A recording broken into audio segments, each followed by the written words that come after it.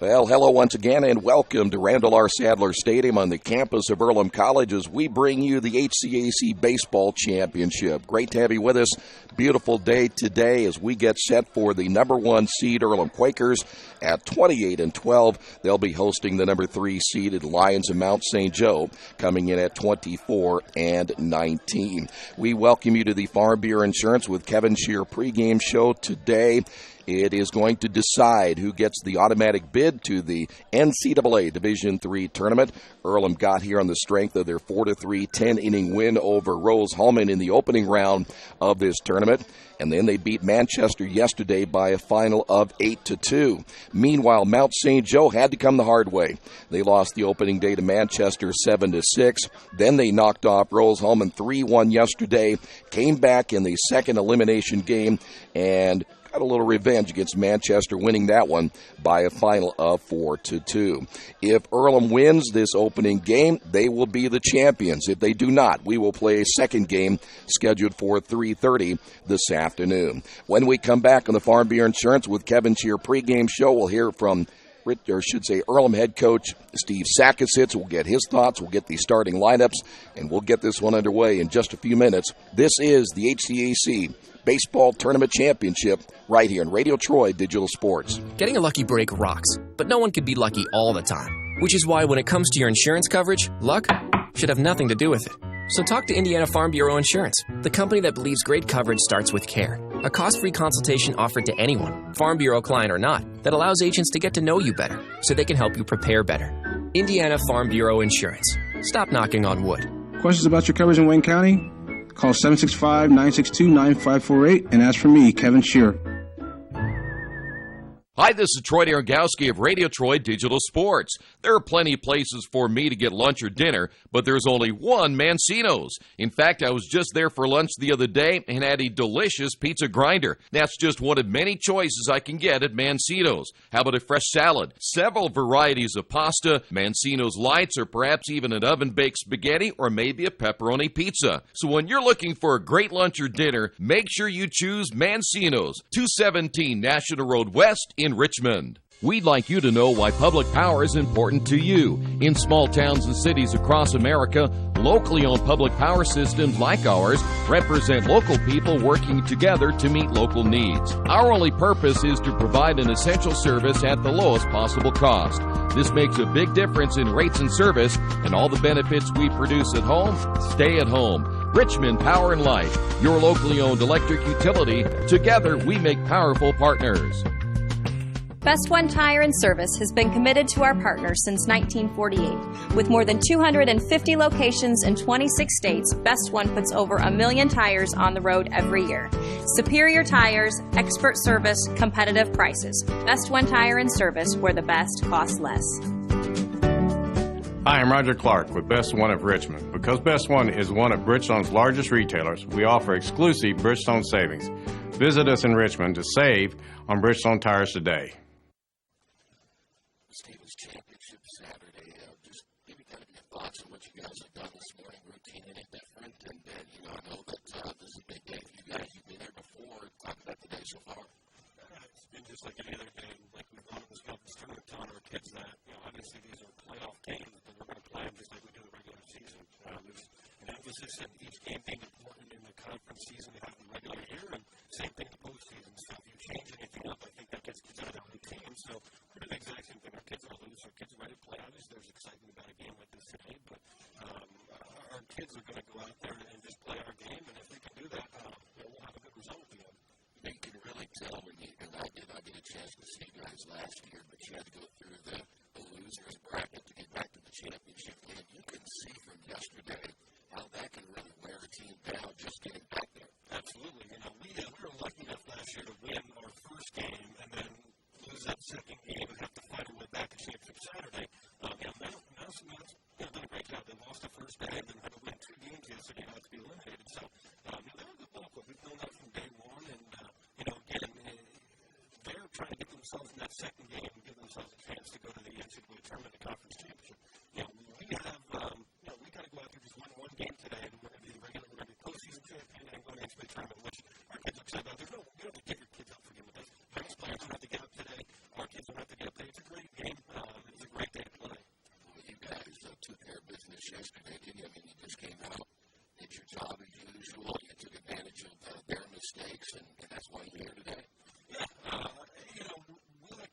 stronger teams. And by the teams knowing how hard we play and the way we play the game, we run hard out of the box, we can steal some bases, makes them play a little bit faster than they want to play.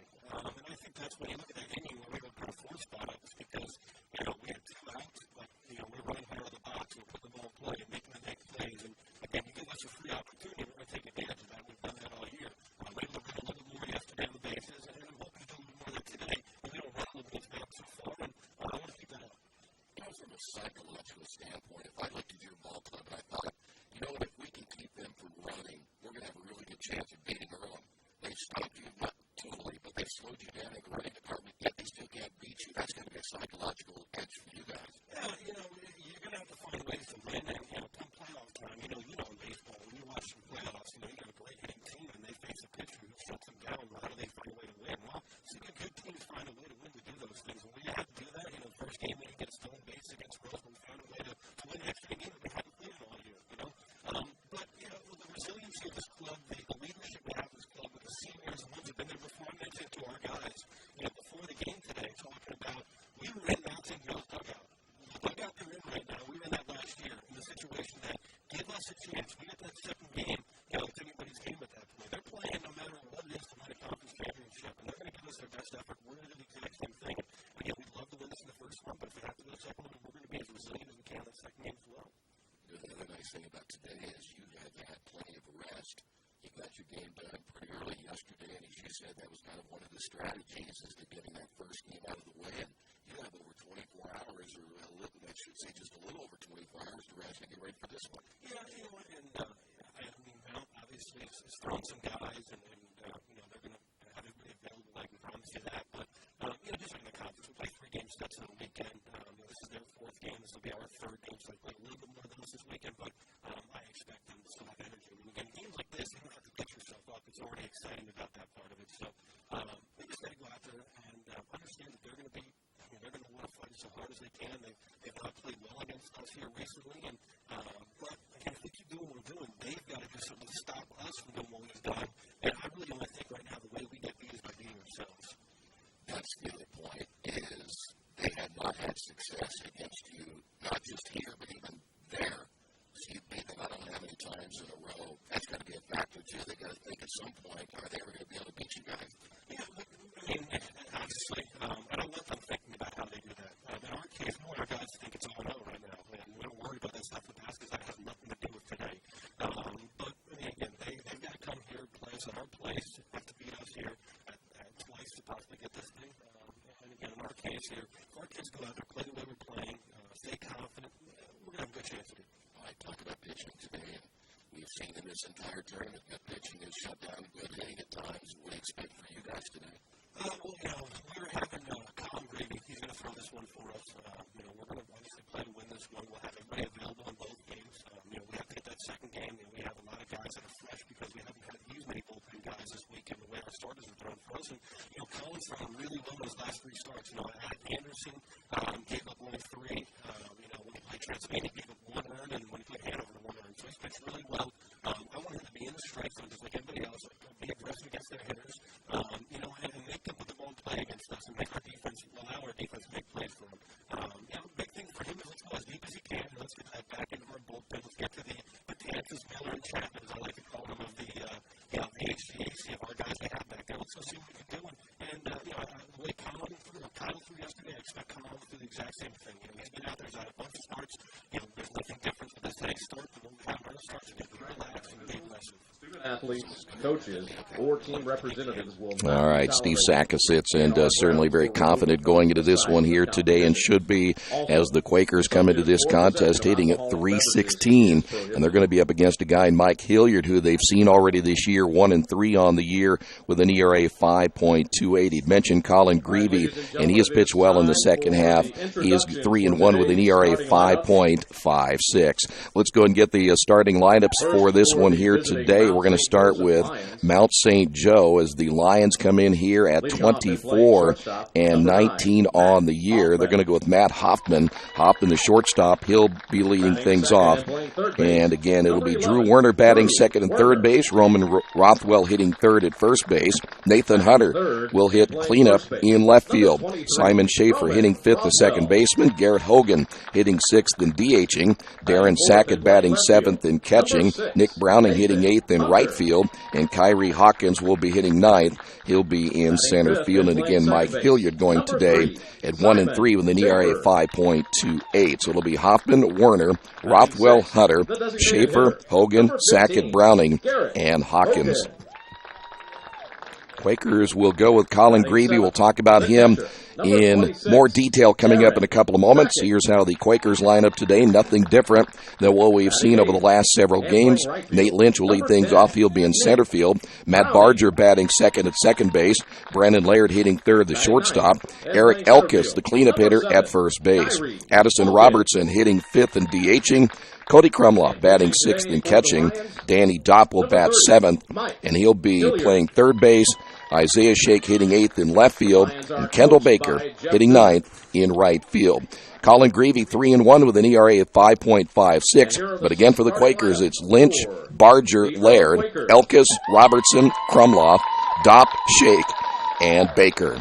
We will come back. We're moments away from, hopefully for the Quakers, it'll be just their only game of the entire day, and they can come out of here as tournament champions. Otherwise, they'll play two against the Lions in Mount St. Joe. This has been the Farm Bureau Insurance with Kevin Shear pregame show right here on Radio Troy Digital Sports. Getting a lucky break rocks, but no one can be lucky all the time. Which is why when it comes to your insurance coverage, luck should have nothing to do with it. So talk to Indiana Farm Bureau Insurance, the company that believes great coverage starts with care. A cost-free consultation offered to anyone, Farm Bureau client or not, that allows agents to get to know you better so they can help you prepare better. Indiana Farm Bureau Insurance. Stop knocking on wood. Questions about your coverage in Wayne County? Call 765-962-9548 and ask for me, Kevin Shear. It's game time. The Sportsplex is now open. Get your teams together and come out for basketball, volleyball, soccer, tennis, golf, batting cages, wrestling, and much, much more. The Sportsplex also offers court rentals for your entire team to play a pickup game or to hold practices. Use our turf fields for multiple sports, including flag football, baseball fielding, and rugby. Sportsplex is open 7 days a week. Check out FamilyFitnessWorks.com for more information and current hours, or call 765-935-0111. Hey, Chuck, where you headed? Spinning's about to start. I'm heading to CrossFit. Isn't that for, the elite lifters or athletes only? No. At FFW CrossFit, all workouts can and will be scaled to any ability level to welcome everyone. Sounds great. I need to get out of the same old workout routine. I'm just not sure I can keep up. It seems pretty intense. No real lifting experience is needed. FFW CrossFit teaches you everything you need to know and move at your own pace in a positive, motivating environment. You know, I've always wanted to give it a try. I'll see you there. Learn more at ffwcrossfit.com. There's only one place to go on the World Wide Web to find the best automotive deals. Wetzelauto.com. One of the area's largest inventories all in one spot. Wetzelauto.com. Here for you 24 hours a day, 7 days a week. Wetzelauto.com. New and used vehicles, service, parts, body shop, and rental. Plus, value your trade. It's easy to navigate. It's convenient. Wetzelauto.com. It's clickin' awesome. For over 30 years, Reynolds Plumbing has been keeping the Richmond-Wayne County area running. Whether on commercial properties, restaurants, or residential, they've done quality plumbing, heating, and air work for thousands of customers. It's not just about the quality work, it's also about customer service. It's about attention to details and making absolutely sure you are 100% satisfied. If that's the kind of experience you want in your next plumbing or HVAC job, then Reynolds Plumbing has you covered. Give them a call at 966-0994.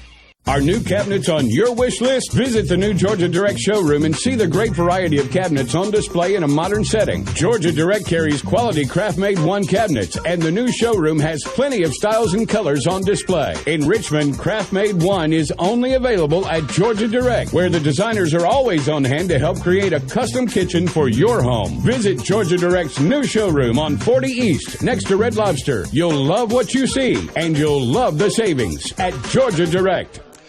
Once again, back here at Randall R. Sadler Stadium as we get set for today's matchup. It is Championship Saturday. The Quakers and the Lions will have 4 umpires working today's game. And for the Quakers, the right-hander, Colin Greavy, gets the start. This would be his 13th appearance, his 10th start of the year. 55 innings, 79 hits, giving up 41 runs, 34 earned, 32 strikeouts, and 16 walks.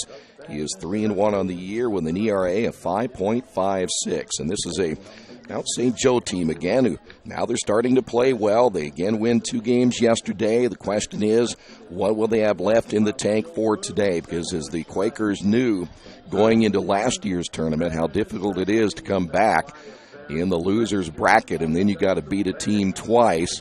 It is not an easy thing to do.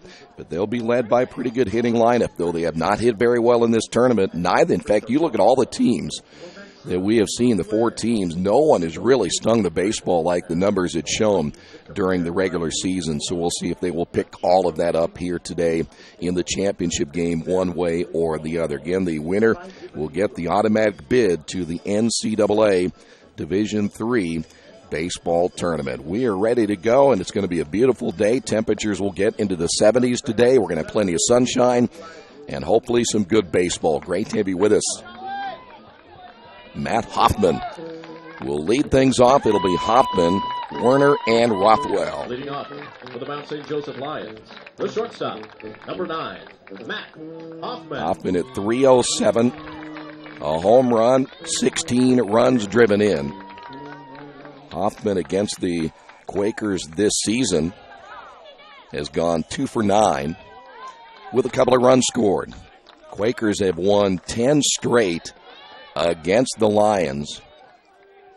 And I believe Mitch Blankensport told me earlier it was 11 of 13 since joining the HCAC. And the first pitch right at noon on the way, and this one hit foul. Greavy, though he has pitched well down the stretch, another one of those many freshmen who've done an excellent job for the Quakers. Here's the wind and the pitch, and it's low. 1 ball, 1 strike. Defensively for the Quakers, Krumlop behind the plate, Elkis at first, Barger at second, Laird at short. Dopp down at third, Shake, Lynch, and Baker in the outfield left to right. Here's the wind and the 1-1 pitch. Hit high in the air. Shallow center field. Lynch coming in a few steps. He'll make the catch, 1 away. Here's Drew Werner. Now batting, the third baseman, number 11, Drew Werner. Werner, 280 on the year, no home runs. He has driven in 27. Good crowd here today. And, well, you couldn't ask for a more perfect day for the championship on this Saturday as Greavy gets the sign from Krumlov, the pitch right down the middle for a strike. Werner third on the team in runs driven in. 2 for 10 against the Quakers this season. The pitch on the way is low and outside. Mount St. Joe, they have not seen Greavy this year. Generally, the pitcher they had seen in those midweek games was Kyle Gorman. The pitch, swing and a miss. 1 ball, 2 strikes. Here in the top of inning number 1.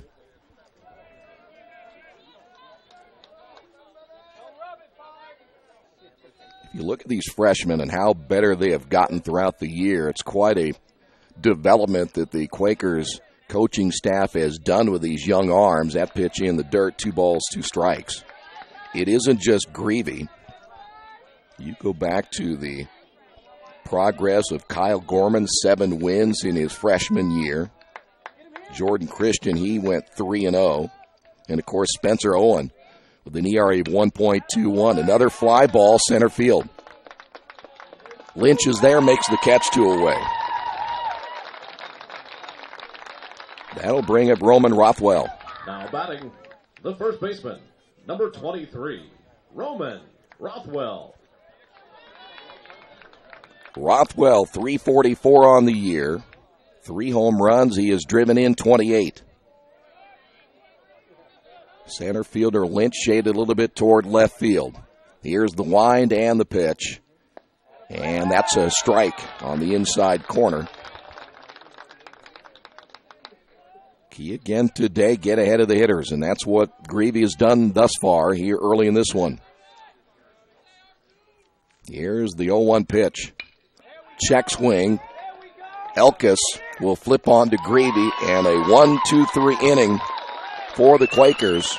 We will head to the bottom half of inning number 1. Mount St. Joe, nothing. Earlham coming to bat. This is the 2017 HCAC Baseball Championship. There is one thing for sure in my life. I know nothing about fixing cars. That's why I take my vehicles to Beach Automotive at 110 East Main in Richmond. Their experts have the knowledge to service and repair even the most challenging auto problems. So if you have an automotive question, they have the answers at Beach Automotive, 110 East Main in Richmond. Or give them a call at 765-966-8181 or visit their website, beach-auto.com. The dealership where I bought my car told me I needed new tires. So, of course, I stopped by Best One and asked Roger to take a look. So they checked it out, and he told me not yet. He said I was good for at least another 10,000 miles. I've always gotten an honest opinion at Best One, and so will you. Hi, I'm Roger Clark at Best One Tire and Service. We'll only sell you tires when you need new tires, and they'll be the right tires for your car or truck. I guarantee it. Best One Tire and Service, North 7th and A, Uptown Richmond.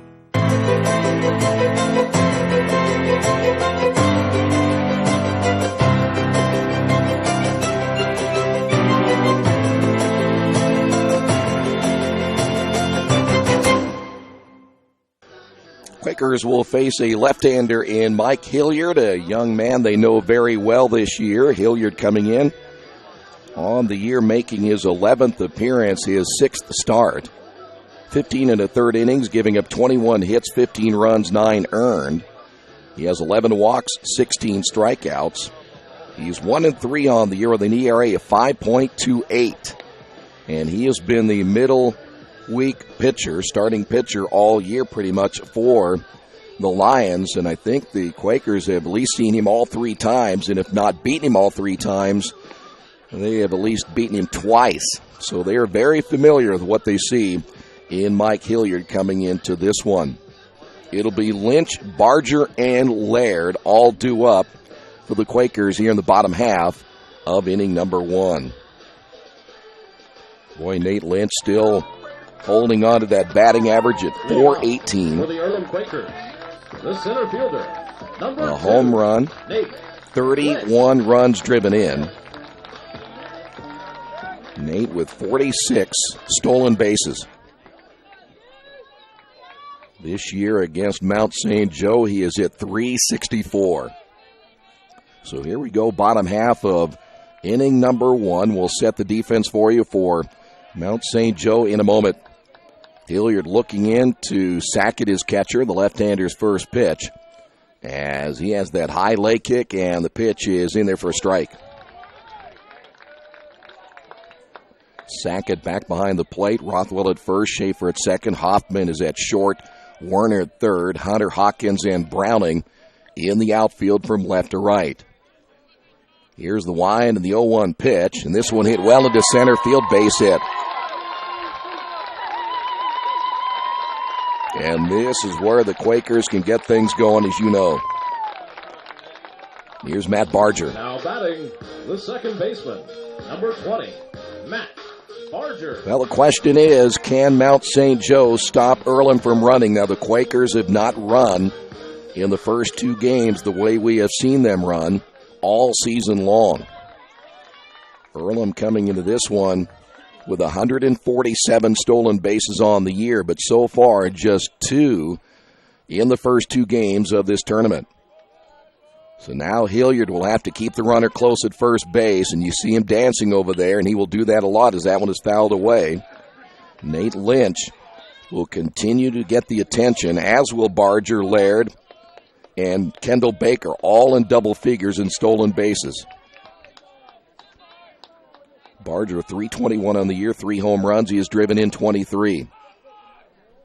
Barger hitting .385 against the Lions this year.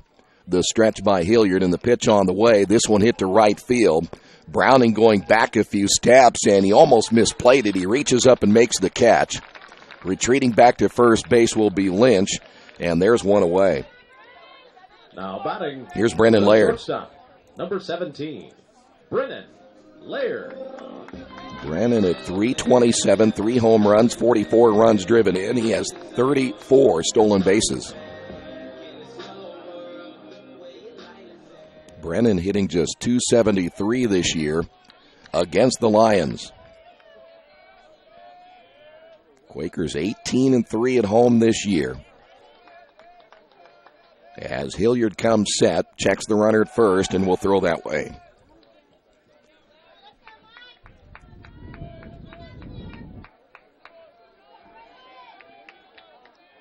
Quakers got into double figures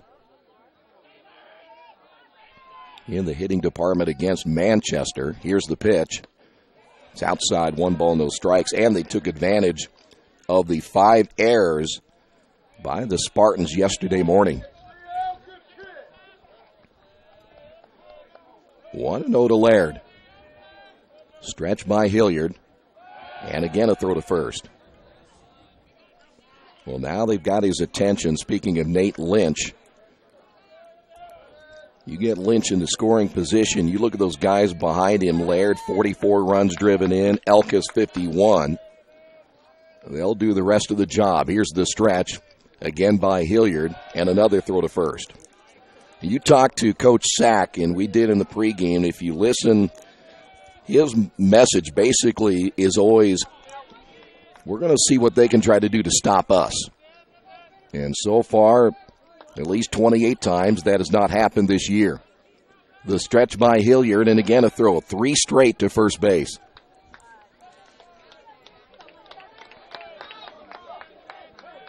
I tell you what, as a pitcher, that'll wear on you after a while, knowing these guys can steal bases as much as Earlham does, and you got to think about that. You have to think about throwing strikes against a dangerous hitter like Brennan Laird or Eric Elkus coming up next.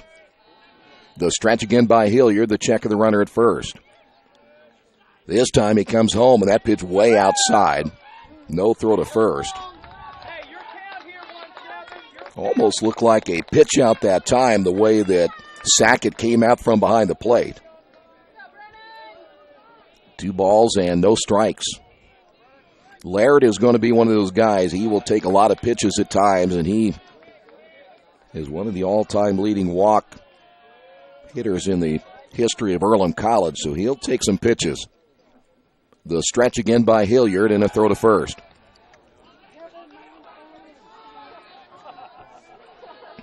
I say that wears you down mentally as a pitcher, but it wears you down physically because, again, you're throwing to first and throwing to first and throwing to first, and after a while, even just from a stamina standpoint, unless you're ready for that, it'll wear you down later in the game, and that's what the Quakers are hoping for. Runner takes off. The pitch is way outside. The throw will take a bounce, and got him.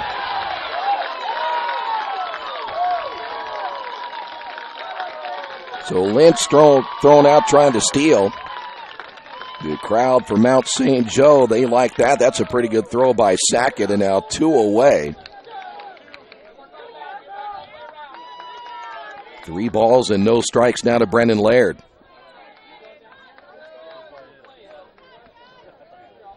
Well, Earlham still, again, with just those 2 stolen bases yesterday. That's not going to stop them. They're going to keep coming back and trying again.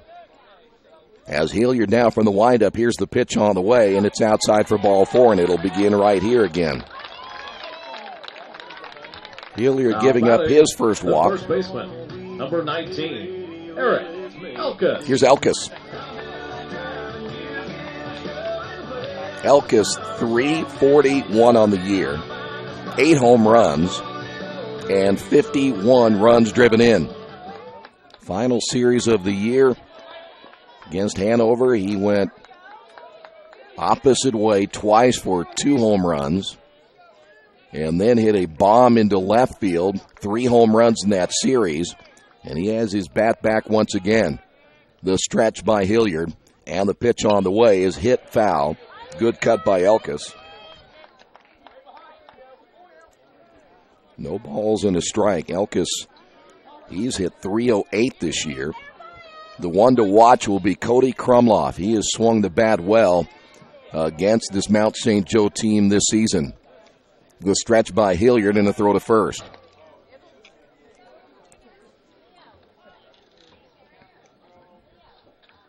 Brennan Laird, 34 stolen bases. Down at first base here in the bottom of the first inning. Hilliard comes set, and the pitch, swing and a miss. And Elk is down, no balls, 2 strikes. Could be a perfect time right here now for Brendan Laird to look to steal a base. Worst comes, you'll have Elkis leading things off in the bottom of the second inning.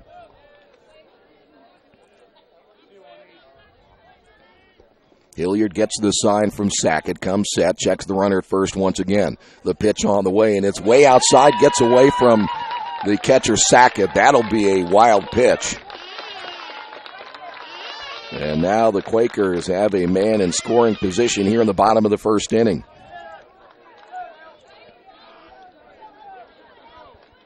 Now we don't want to overdo it too much. Again, you're talking about a concentration level, and that time Hilliard let that ball get away.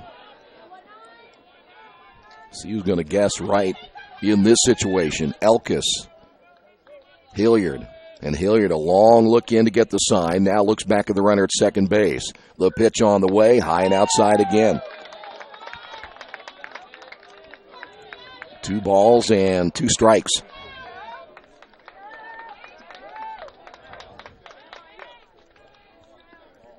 Hilliard will get a new baseball. Well, here's a situation for Eric Elkis.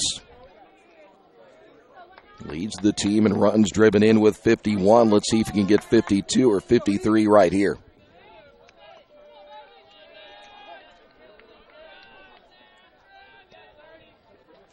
Hilliard now ready to throw as he checks the runner at second. Here's the break-even pitch on the way, and that one hit foul. Good cut by Elkis. Looked like a pitch. It might have been a little bit out of the strike zone. You know, Elkis, for being a home run hitter, he doesn't strike out a whole lot. 30 strikeouts and 167 at-bats this year.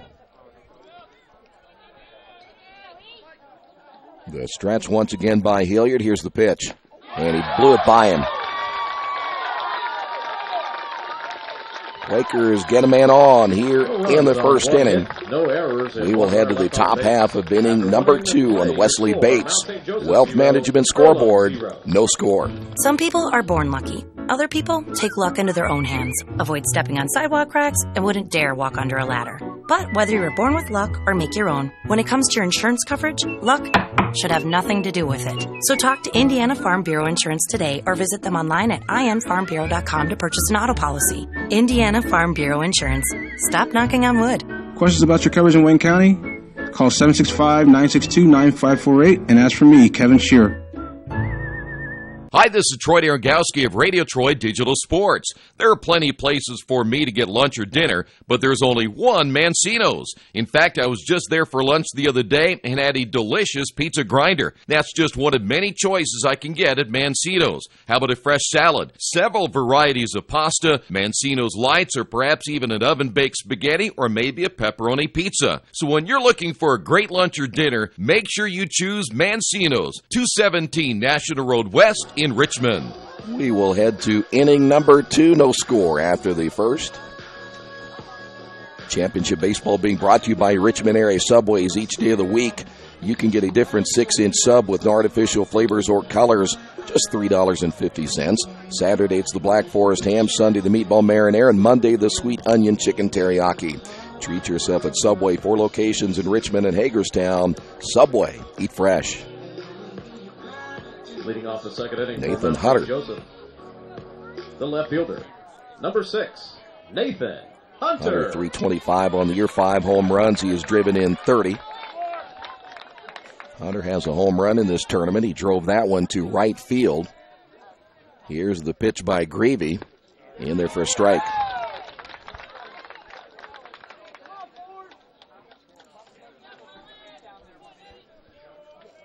Outfield straightaway, a little deeper in center for Nate Lynch. The pitch. hit foul. And we'll go to no balls, 2 strikes.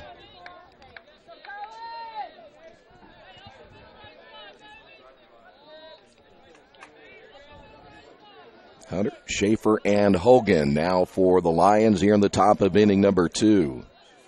Here's the wind and the pitch. High and outside.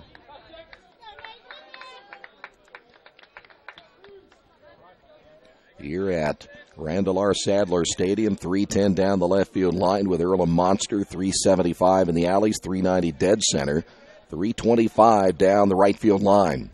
The 1-2 pitch. Swing and a miss. Greavy with his first strikeout. Here's Simon Schaefer. Now batting, the second baseman, number 3, Simon Schaefer. Schaefer, 259 on the year, no home runs. He has driven in 13. So now 1 away here in the top of the second inning as Greavy set to throw the late kick and the pitch. Breaking ball in there for a strike. Greavy looks a whole lot different, and he has for the last 2 weeks than he did at the beginning of the year. Here's the 0-1 delivery. That one a little bit high, 1 ball, 1 strike. Confidence probably has a lot to do with it. Of course, today, what an honor it is to get the baseball on Championship Saturday. Hoping to win it and send the Quakers to the NCAA tournament. Here's the wind and the 1-1 pitch. Outside, 2-1. Bottom of the lineup for Mount St. Joe, certainly not as strong as what they have at the top.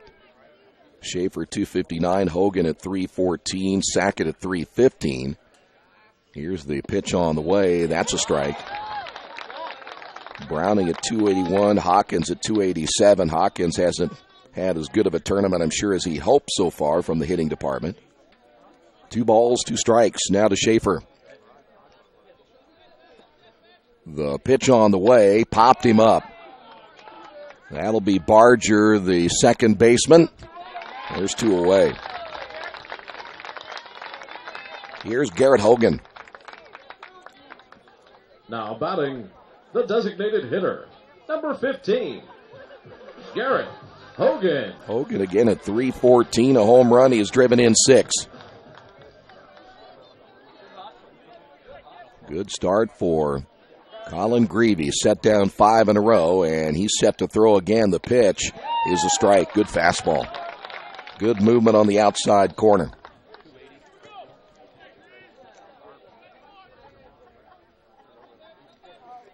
Here's the 0-1 pitch.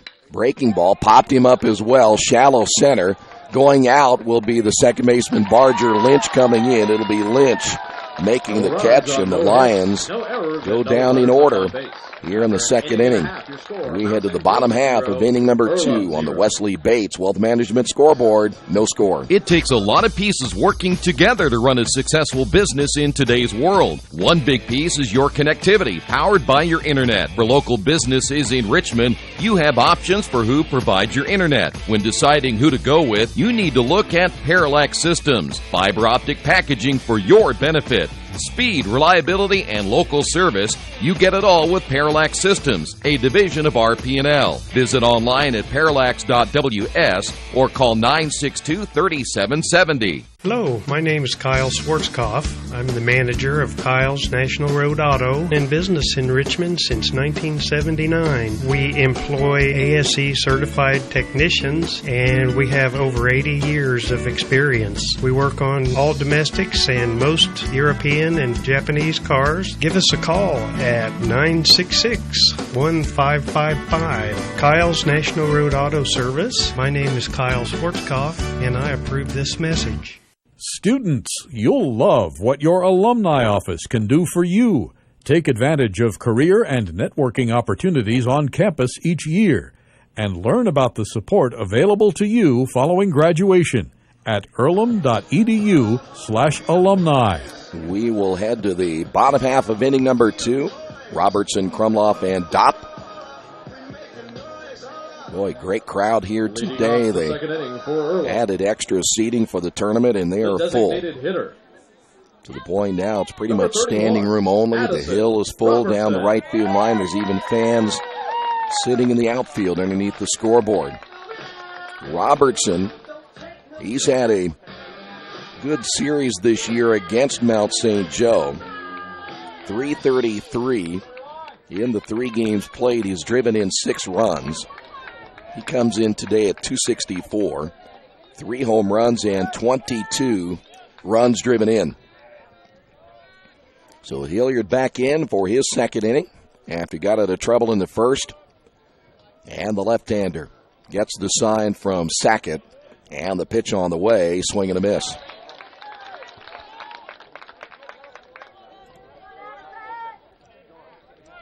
Robertson has been filling that designated hitter role. Every once in a while, he'll get a start down at third base, but what a job Danny Dopp has done defensively for the Quakers. Here's the 0-1, outside corner for a strike.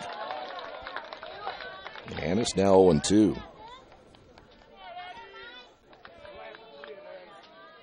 Robertson has started 32 games on the year coming in. Here's the 0-2 pitch. Hit foul. Good cut by Addison. Will stay at no balls, 2 strikes.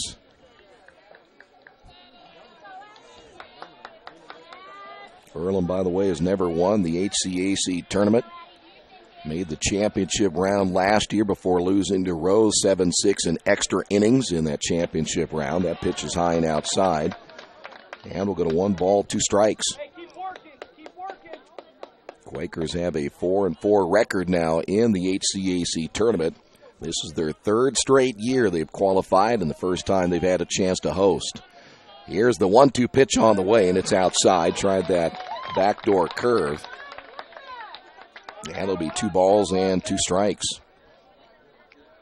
Mount St. Joe making their first appearance in the tournament since the 2007 season. Hilliard with the pitch on the way, got him swinging. 2 straight strikeouts now by Hilliard. 1 away here in the bottom of the second inning. Now batting. That'll bring up Cody Krumloff. Number 5, Cody Krumloff. Krumloff has been a lion killer this year, hitting at .455 against Mount St. Joe. He is at .323. 3 home runs and 31 runs driven in.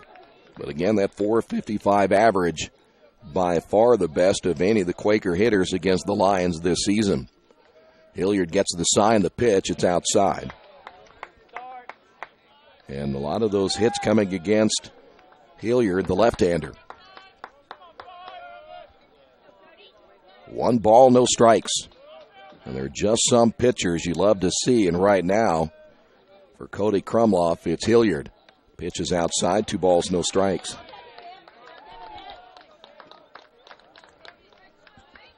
Catcher Sackett will go out and talk to Hilliard.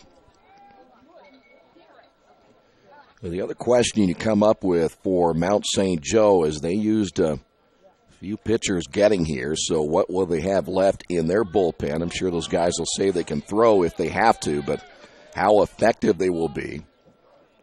Some pitchers not used to going back-to-back unless they come out of the bullpen. They, like Earlham, wants Hilliard to go as deep as he possibly can. Here's the 2-0 pitch, low and inside, 3-0.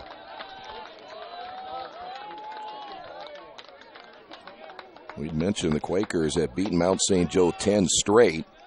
13-3 record over Mount St. Joe since joining the conference as that pitch is up high. Quakers will have a man on. Here's Danny Dopp. Now batting, the third baseman, number 7, Danny Dopp. Dopp, the game-winning hit against Rose in the opening game of the tournament. Dopp now hitting .329, a home run. He's driven in 32. Quakers now 2 straight innings in which they've had a base runner. This will be the second walk given up by Hilliard. As the left-hander comes set, checks the runner at first. The pitch on the way. It's a called strike.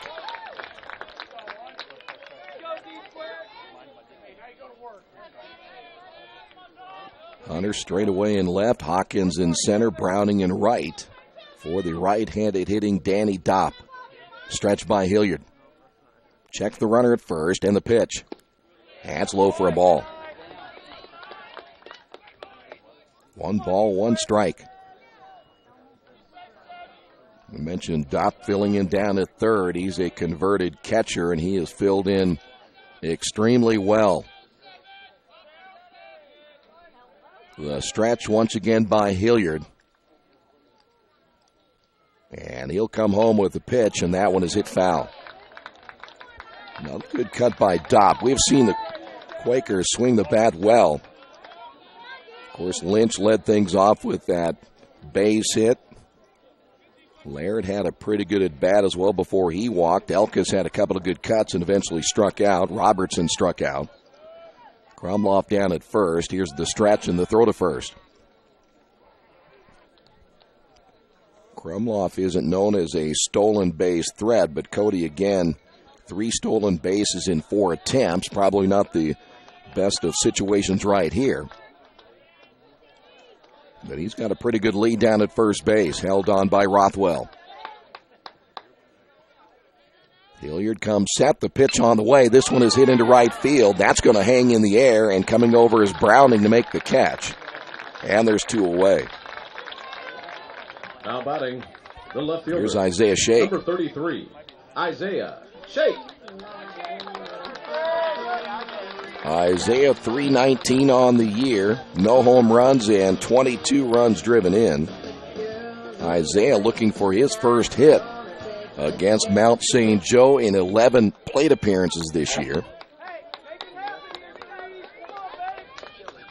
So now the Quakers will try to get something going with 2 away here in the bottom half of inning number 2.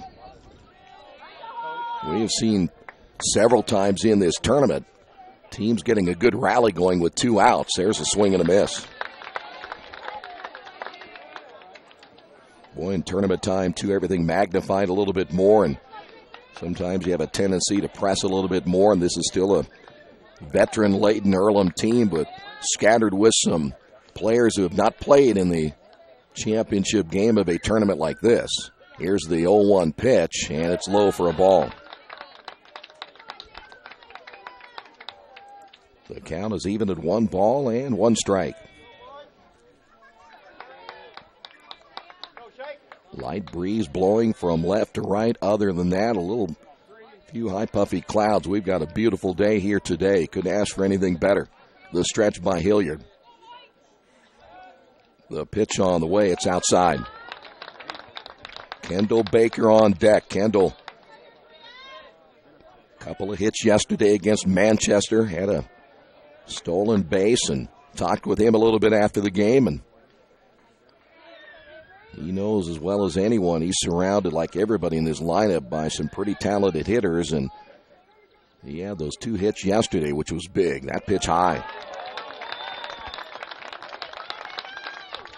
3-1 now to Shake. Kendall's been in that number 9 hole all year long, and he's getting close to being another 300 hitter if he were to get there. All but one, that would be Addison Robertson, would be 300 hitters in this lineup. 3 balls, 1 strike. Shake back in, Hilliard. Checks the runner at first, the pitch on the way, and it's outside for ball 4. So back-to-back walks. Take that back. Fielder. 2 walks in the inning. Number 1, Kendall Baker. And here's Baker. Baker, 292 on the year, no home runs, 20 runs driven in, 16 of 16 in the stolen base department. And Baker this year hitting 300 against Mount St. Joe. Again, Kendall, 2 hits yesterday in their win over Manchester.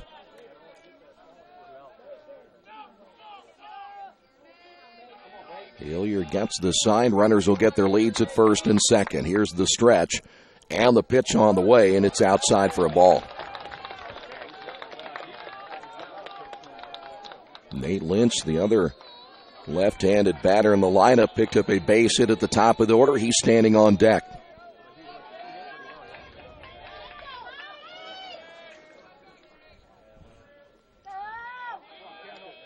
Hilliard checks the runner at second. Now comes set at the belt. Here's the pitch. And that's low for ball 2.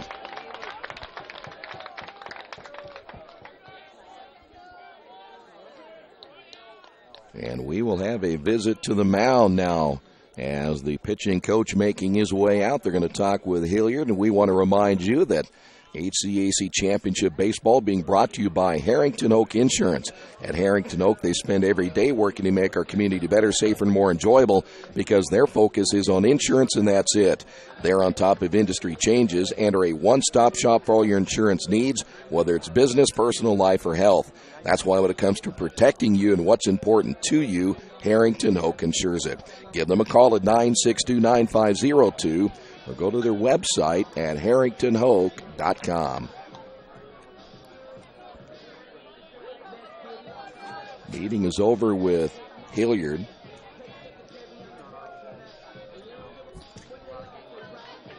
Kendall Baker up in the count at 2 balls and no strikes. Runners at first and second here in the bottom half of inning number 2. Now Hilliard will have the catcher go through the signs again. Time called by Baker.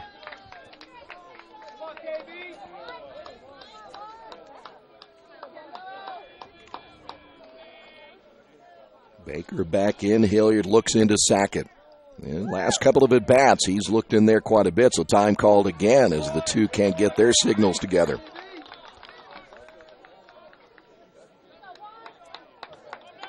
Hitter should always step out. Don't stand in there too long. Krumloff at second, Shake at first. The stretch and the 2-0 pitch. This one is popped up in the infield, and that's going to get over the head of Hoffman. That'll fall in for a base hit, and the Quakers lead it 1-0.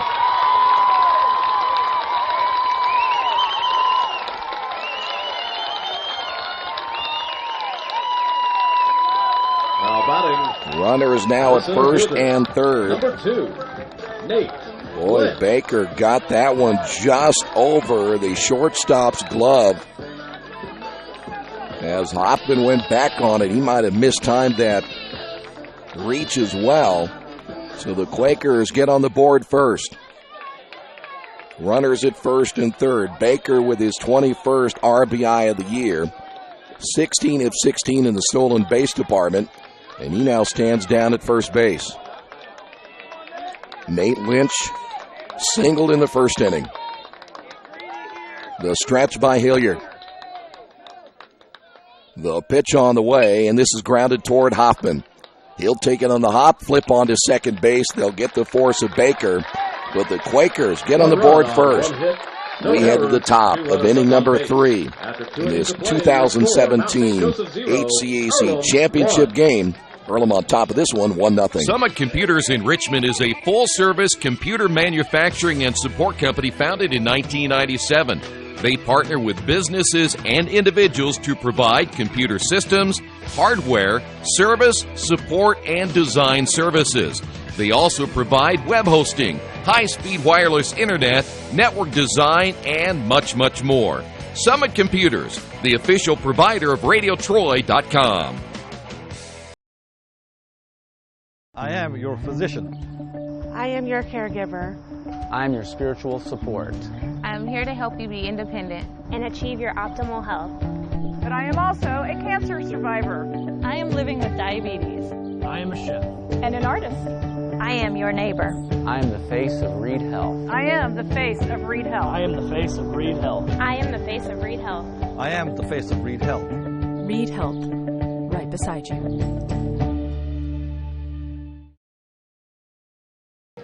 We will head to inning number 3. Quakers lead this one 1-0 as Kendall Baker drives in the game's first run. Sackett, Browning, and Hawkins all due up for Mount St. Joe. Leading off the third inning for Mount St. Joseph, the catcher, number 26, Darren Sackett. Sackett, .315 on the year, home run. He has driven in 3.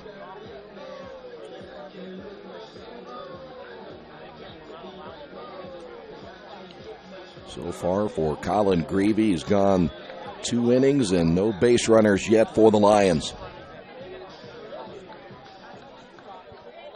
3 meetings this year. The Quakers won 5-1, 8-7, and 10-1. That 10-1 game was here. Here's the pitch by Greavy, and it's outside for ball 1. Quakers got a nice game from Kyle Gorman. 6 innings, struck out 3. That pitch on the inside corner. 1 ball and 1 strike. Robertson had 3 runs driven in. Krumloff drove in 3. Quakers stole 6 bases in that game. Here's the 1-1 pitch. High and outside, 2-1. Gorman, by the way, got all 3 wins. He won the first one in that matchup 5-1. Quakers managed only 5 hits, but Gorman threw well. There's another strike. And the count is even at 2-2. Quakers came back and won that second one 8-7. It appeared that was going to be a big-time offensive night for both teams. Here's your break-even pitch on the way, grounded foul. Quakers got 5 in the first inning. Mount St. Joe came back with 6 in the second. Quakers ended up wrapping out 14 hits, and Nate Lynch had 3 of those. 2 balls, 2 strikes. The wind of the pitch by Greavy. High fly ball into right field. Baker, near the 375 sign, will make the catch right at the warning track, and there's 1 away. Hcac gives that a ride. Number 10. Here is Nick Browning. Browning, 281 on the year, 4 home runs. He has driven in 23.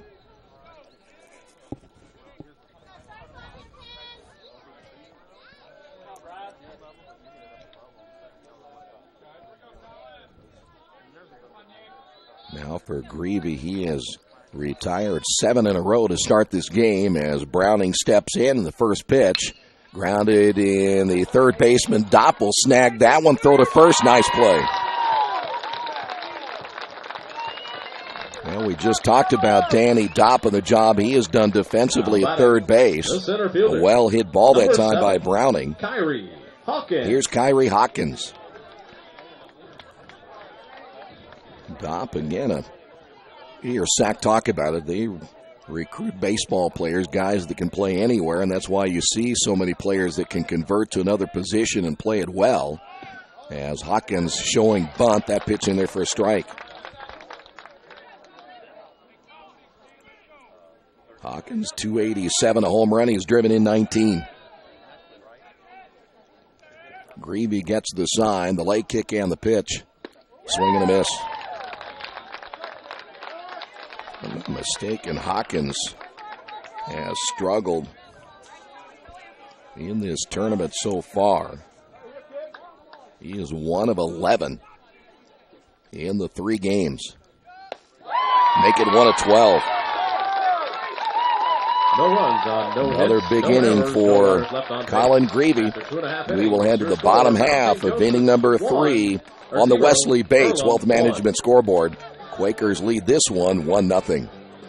The last time I was in for service at Best One, I let Roger know my brakes were squeaking. So they checked them out, and Roger told me it was just a little moisture. Not to worry, everything was fine. Well, that was just the reassurance I needed. I trust the team at Best One, just like I trust my own dad. Hi, I'm Roger Clark. At Best One Tire and Service, we only fix what needs to be fixed. When your car or truck leaves our shop, the service you request will be done right. I guarantee it. Best One Tire and Service, North 7th and A, Uptown Richmond. Are you looking for a quality used car you can trust to take you where you want to go? Stop at Tony's Car Sales at 250 National Road West. Tony's has a top-of-the-line selection of low-mileage, one-owner cars, trucks, vans, and SUVs, all hand-picked by Mike and Adrian Parker. Tony's is family-owned with 3 generations and 60 years of experience. Check out their selection at Tony'sCarsales.com or at 250 National Road West. Tony's Car Sales, where honesty, quality, and price sell cars. Hey, alumni! Wondering how you can stay connected to Earlham? The Alumni Office is here to make the connection last by organizing events in your area, representing alumni voices on campus, and helping you get connected to resources across our global community. Number 20. Well, Matt Barger will lead things off here in the bottom of the third. Barger, Laird, and Elkis.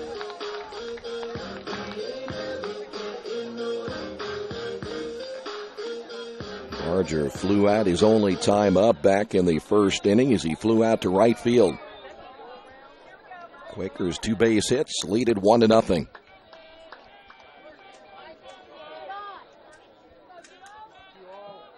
Hilliard back in, ready to go to work as he gets the sign from Sackett. Here's the pitch. Low and inside, 1 ball, no strikes.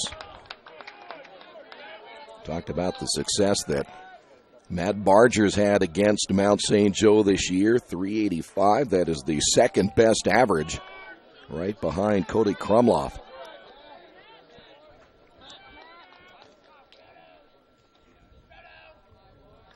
Hilliard shaking off the first couple of signs, and now Sackett will set up on the inside corner. The pitch hit well down the line, but foul. Well, they might want to think about not throwing that pitch again.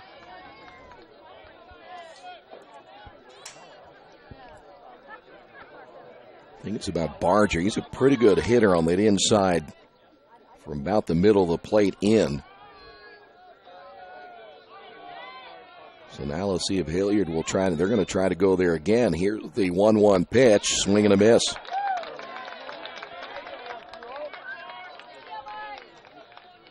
I don't think Hilliard hit his target that time. It looked like Sackett was setting back to the inside.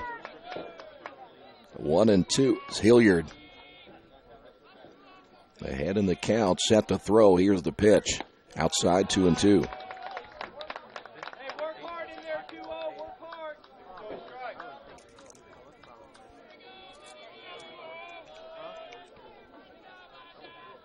Two balls, 2 strikes. Center fielder Hawkins shaded a little bit toward right field. Here's the pitch on the way. Foul tipped, held on by Sackett, and Barger strikes out. So 1 away here in the third. Here's Brennan Laird. Shortstop, number 17, Brennan Laird. Third strikeout now by Hilliard.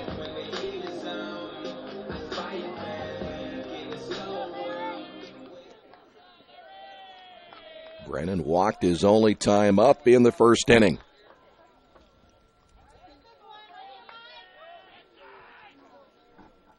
Here's the pitch. Tapped off the end of the bat. Hilliard can't get to it. Schaefer charging. He'll have to hurry, and he's safe. Infield base hit for Brennan Laird.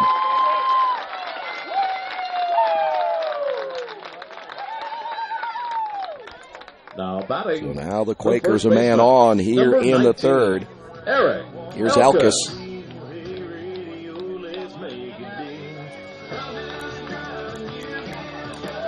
Elkis struck out back in the first inning.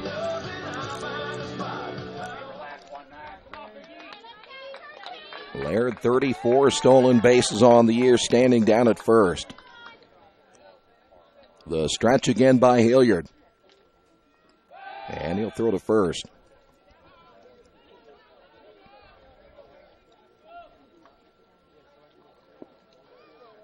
Quakers have been thrown out one time here today. That was Nate Lynch back in the first inning.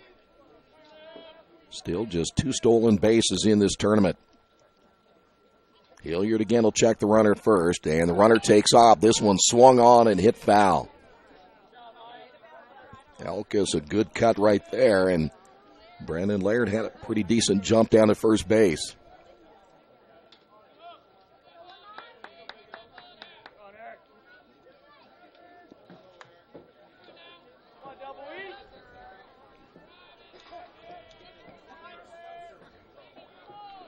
No balls and 1 strike. Elkis back in as Hilliard gets the sign.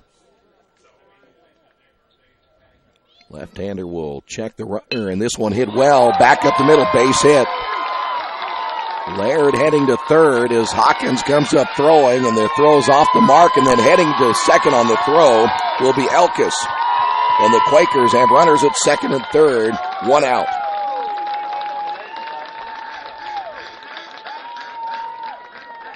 Now batting, the designated hitter, number 31, Addison Robertson. Quakers now with 4 base hits, and here's Robertson. 6 runs driven in against the Lions this year.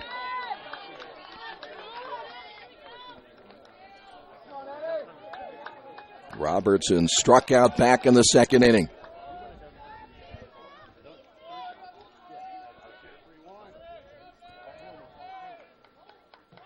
Hilliard will come set, and the pitch up high, 1-0. That one nearly got away from the catcher as well, as Sackett had that one almost come out of his catcher's mitt.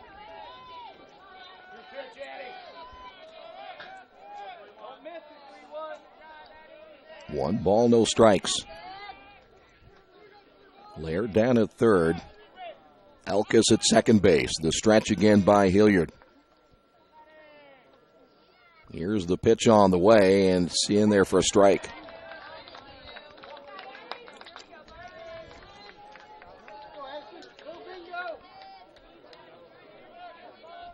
One now to Robertson.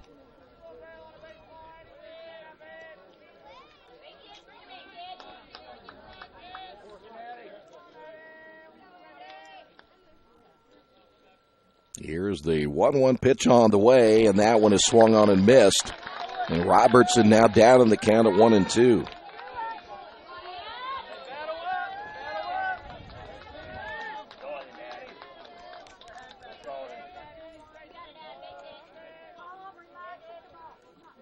Now a guessing game right here. What will Robertson look for? As we'll see Hilliard have the catcher go back through the signs.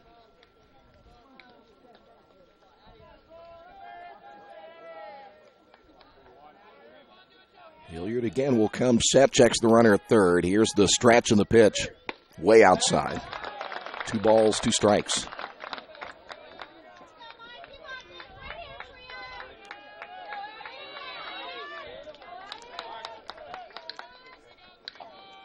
Back-to-back base hits by Laird and Elkis, and the Quakers again threatening here in the bottom of the third inning. Hilliard again ready to throw. Runners who get their leads. Here's the pitch. That one hit foul. Robertson protecting that outside part of the plate. Anything from middle out, try to drive that thing to the right side, you'll score the run.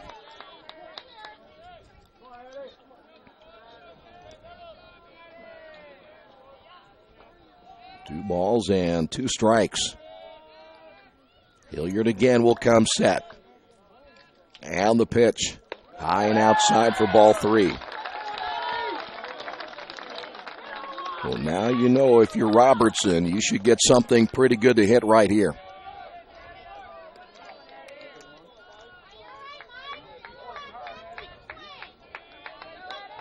Find something to drive if it's around the plate. So now the left-hander Hilliard will have to come with a pretty good pitch right here, and this one is hit in the air to right field. Browning will camp under it. He'll make the catch. They'll throw behind the runner at second. The runner will score, and the Quakers lead it 2-0. Robertson with his 7th RBI against Mount St. Joe this year. Now batting, the catcher, number 5, Cody Krumloff. Sacrifice fly for Robertson. Here's Krumloff.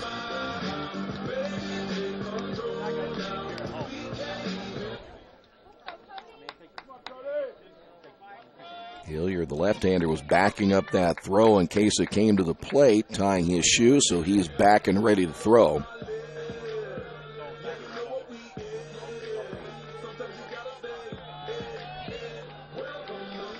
Mentioned Krumloff's numbers as well against the Lions at .455, so we'll see if he can keep this inning going. And Elkis down at second base.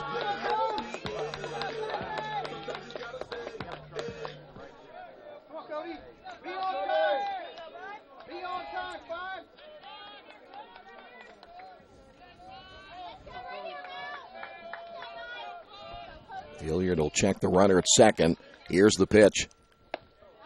Outside corner for strike.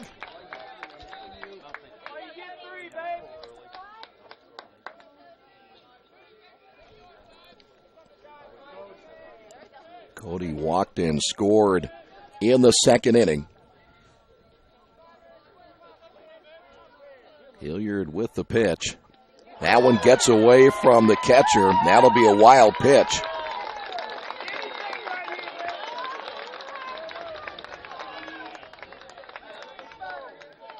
And now Cody a chance to drive in the third run for the Quakers here this afternoon. That is the second wild pitch on Hilliard.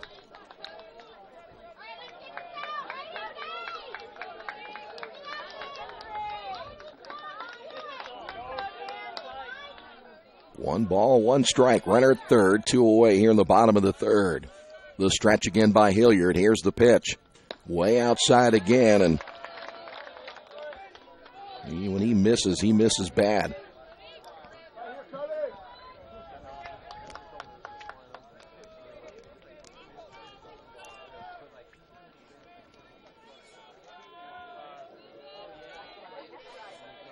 Here's the stretch and the 2-1 pitch. That's low. Well, I have to imagine if you're going to walk this guy right here and knowing he's hitting 455, you might want to just put him on and go after Danny Dopp, who's only hitting 22 against you this year. Go with the percentages. But they're going to let Hilliard throw. And now the bullpen's starting to get active now for Mount St. Joe. Here's the pitch. That one hit foul. Good cut there by Krumloff. 3 balls, 2 strikes.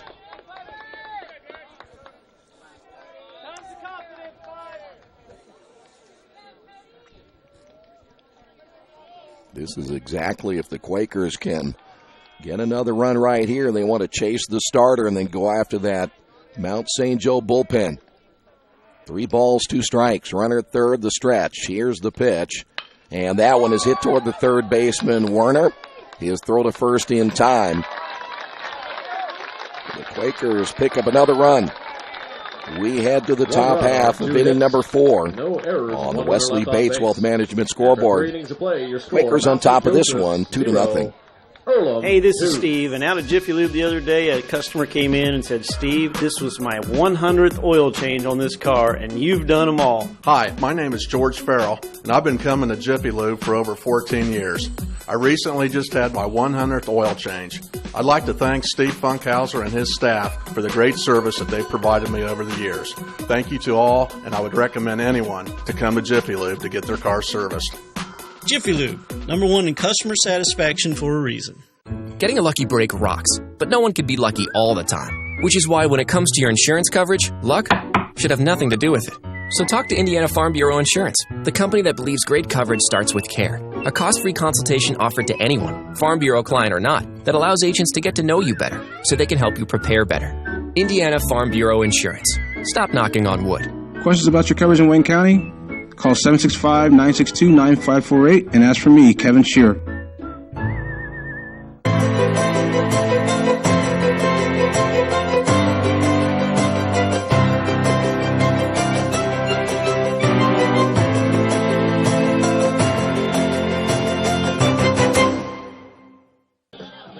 We will head to inning number 4. Quakers on top of this one, 2-0.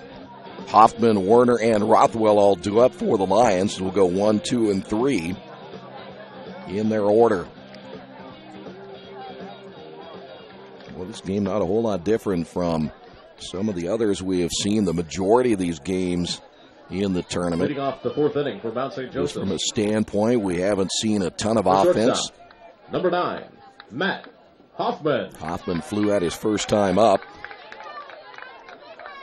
So he will see Colin Greavy for the second time. Greavy got plenty of rest in that half inning as well. And the right-hander's first pitch is low and outside, ball 1.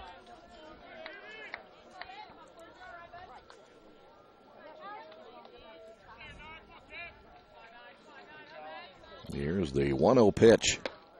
Check swing. Hoffman unable to hold back. Count is even at 1 ball and 1 strike.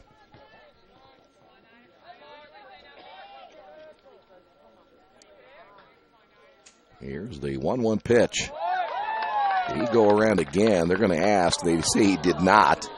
He almost committed on that one, too. 2 balls and a strike now to Hoffman. Hoffman, of course, he is their closer. He picked up a couple of saves yesterday. Here's the 2-1 pitch. Well, he went around there again. He's had 3 in a row where he can't make up his mind whether he wants to swing or not. And the count is even at 2 balls and 2 strikes. So he's essentially guessed wrong 3 straight times on what pitch he was going to see. As Greavy, with that high leg kick in the pitch, got him on the outside corner. 3rd strikeout now for Greavy. Now batting the 3rd baseman. Here's Werner. Number 11, Drew Werner. Werner flew out to center field. His only time up back in inning number 1.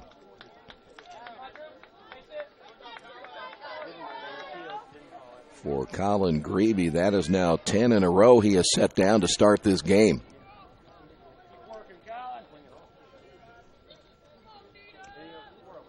Here's the pitch. Inside, 1 ball, no strikes.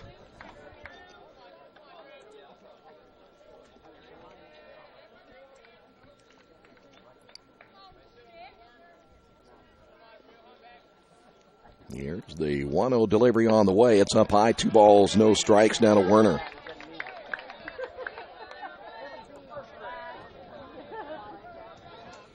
You know, for a pitcher like Greavy, any other young pitcher, you have a veteran catcher like Cody Krumloff behind the plate, and he has handled his staff extremely well this year. Here's the 2-0 delivery. Hit well, but foul.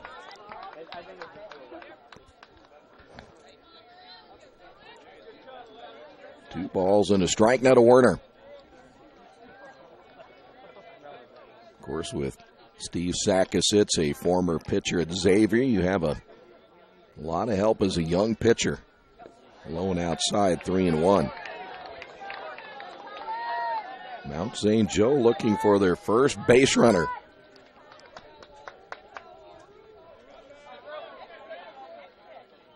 See what Colin will come with right here. The pitch on the way, and he missed it high. So the Lions will have their first base runner of the afternoon, and here is Roman Rothwell. The first baseman, number 23, Roman Rothwell. Rothwell 0 for 1. Now the numbers will show you Mount St. Joe, they do not run a lot, only 39 stolen bases, and Hoffman, the leadoff hitter, has 10. As that pitch down the middle for a strike.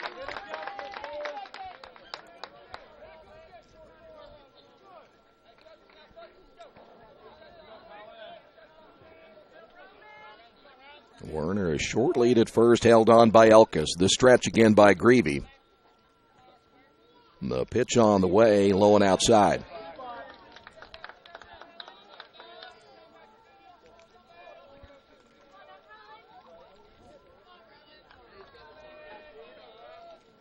One ball and 1 strike is Greavy. Will again check the runner at first, comes set, and the pitch. That's low. Now we'll put a 2-1.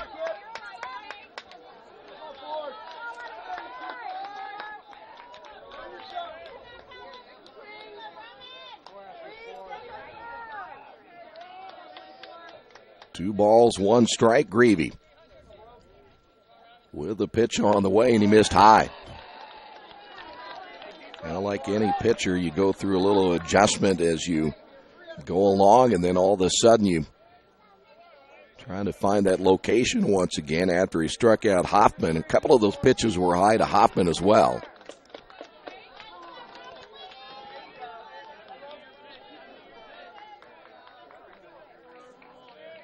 Let's see now as the shortstop Laird had come over and said something to Greavy, and now the Right-hander ready to go once again. 3 balls and 1 strike.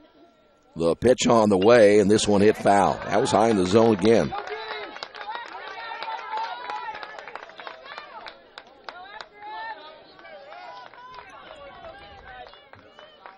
See if they'll try to get him to chase yet one more time. 3 balls, 2 strikes down to Rothwell, a .344 hitter. Stretched by Greavy. And the payoff pitch on the way, grounded down the third baseline, gets off the glove of Dopp into left field. Werner headed to third. Rothwell to second, sliding, and now the Lions have runners at second and third. 1 away here in the 4th inning. Now batting, the left fielder. Here's Hunter. Number 6, Nathan Hunter.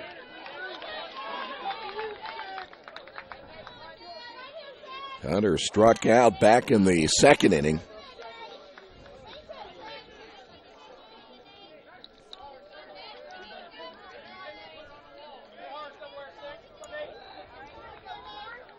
First hit of the game, the double by Rothwell. So Hunter steps in. And Greavy's pitch on the way is a breaking ball that stayed up high. 1 ball, no strikes.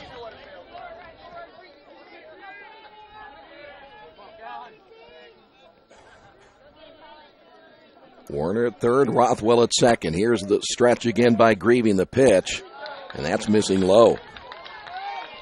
And we will see the pitching coach for the Quakers come out and try to settle him down.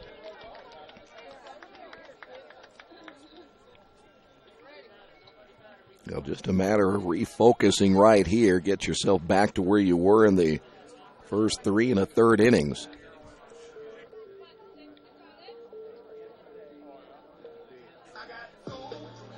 Of course, sometimes for a young pitcher, always easier said than done. You're trying to be sometimes too fine instead of just going out and pitching the game that you can pitch. Broadband and Communications, proud to serve you with fiber optic internet service to the home and business, along with telephone. So now the umpire will come out and break up that meeting. High-speed internet up to a gig at 1-844-785-8443.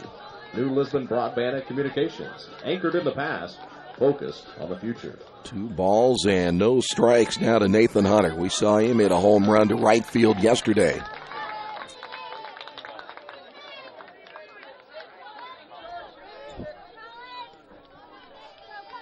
So now let's see if Colin can bounce back right here. Down 2 balls, no strikes. The stretch and the pitch.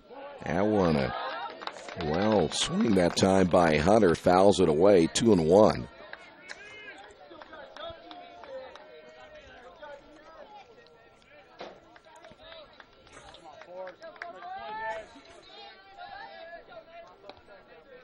Greavy once again will come set, checks the runner at third. Here's the pitch. Hit well into center field. Lynch going back on it, cannot get to it. That'll bounce over the fence in center for a ground rule double. 2 runs will score, and we're knotted at 2 apiece.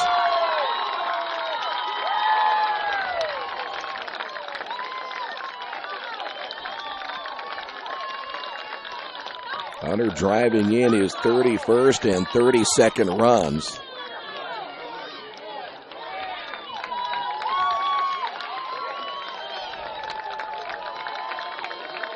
Now batting, here's Schaefer. Second baseman, number 3, Simon Schaefer. Quakers now have their bullpen active. Looks like that may be Howie Smith.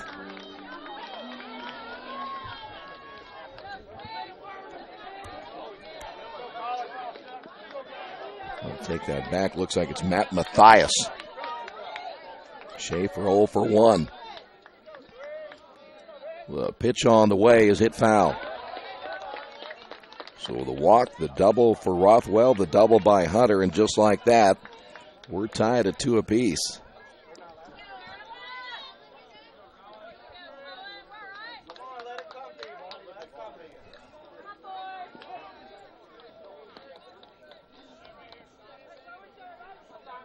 Greavy comes set. And the pitch. In there for a strike, 0-2 now to Schaefer. Well, we talked about it in the last couple of innings that the top of this order can be very good. Hoffman, Werner, Rothwell, and Hunter. It's once you get to the middle down where you can start perhaps to work on this Mount St. Joe offense because they're not as lethal as they are at the top. Time called. So you got to really pitch guys like Werner and Rothwell and Hunter extremely well. Of course, Hoffman, he is 0 for 2, but a very good hitter in that leadoff spot at 307.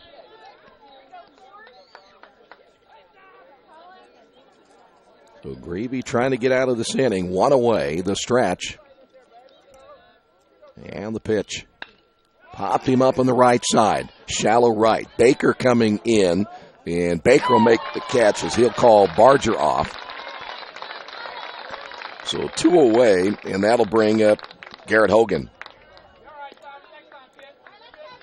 Now batting the designated hitter, number 15, Garrett Hogan. Hogan flew out back in the second inning.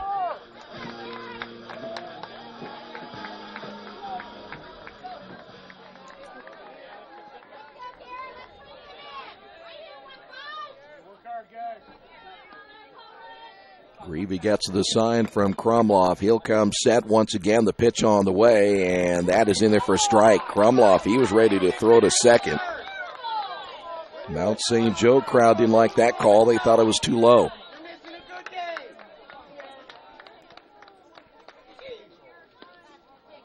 Hogan, a .314 hitter. Greavy now gets the sign from Cody as he comes set. We'll check the runner and the pitch. Breaking ball, and that's low.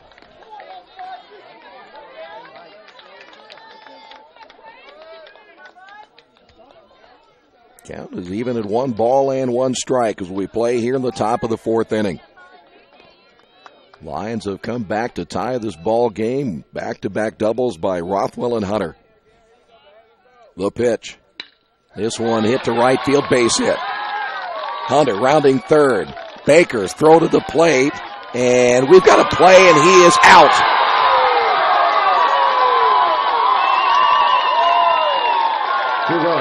Kendall Baker, the throw on one hop to the plate, and they will cut down Nathan Hunter trying to score. We will head to the bottom half of inning number 4. We're tied at 2 apiece. This is the 2017 HCAC Baseball Tournament. We'd like you to know why public power is important to you. In small towns and cities across America, locally owned public power systems like ours represent local people working together to meet local needs. Our only purpose is to provide an essential service at the lowest possible cost. This makes a big difference in rates and service, and all the benefits we produce at home stay at home. Richmond Power and Light, your locally owned electric utility. Together, we make powerful partners. There are banks that are big, and then there's West End Bank. A bank with big ideas to help people, business, and industry. If you're just starting out on your own and want a new car, West End can help. Maybe it's your first home and you need advice on financing. West End Bank has ideas to help you. West End Bank, helping build better lives and a better community. West End Bank is a community bank with big ideas and home to a distinctive style of banking. Equal housing lender, member FDIC. Students, you'll love what your alumni office can do for you. Take advantage of career and networking opportunities on campus each year and learn about the support available to you following graduation at earlham.edu/alumni. Well, the Quaker offense will go to work here in the bottom of the 4th inning. It'll be Dopp, Shake, and Baker. Kendall Baker, what an arm he has in right field, throws the runner out at the plate, trying to give the Lions a 3-2 lead. It was a bang-bang play, and Cody Krumloff able to lay on the tag. So here we go now for the Quakers back on offense. Dopp 0 for 1. 4th inning for Earlham. The third baseman, number 7, Danny Dopp. Danny flew out to right field back in the second inning. Quakers 2 runs, 4 hits right now. The Lions with 2 runs and 3 hits.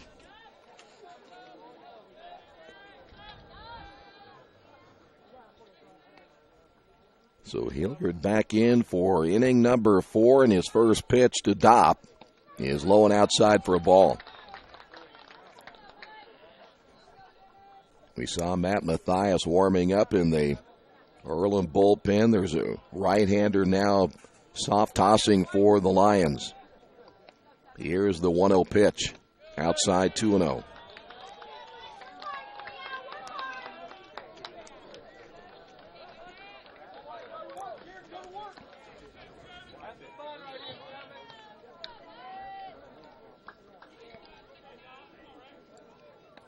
The 2-0 pitch on the way, popped him up at foul.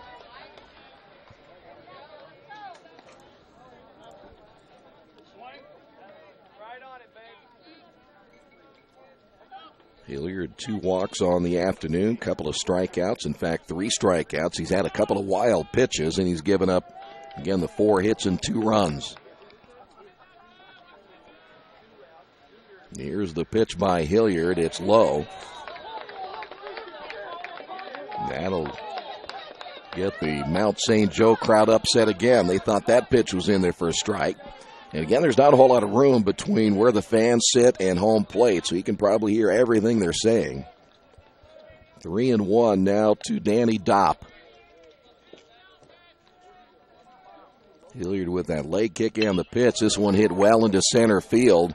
Hawkins going back on it. He won't get to this one. That, too, will bounce over the fence, and that'll be a ground rule double for Danny Dopp.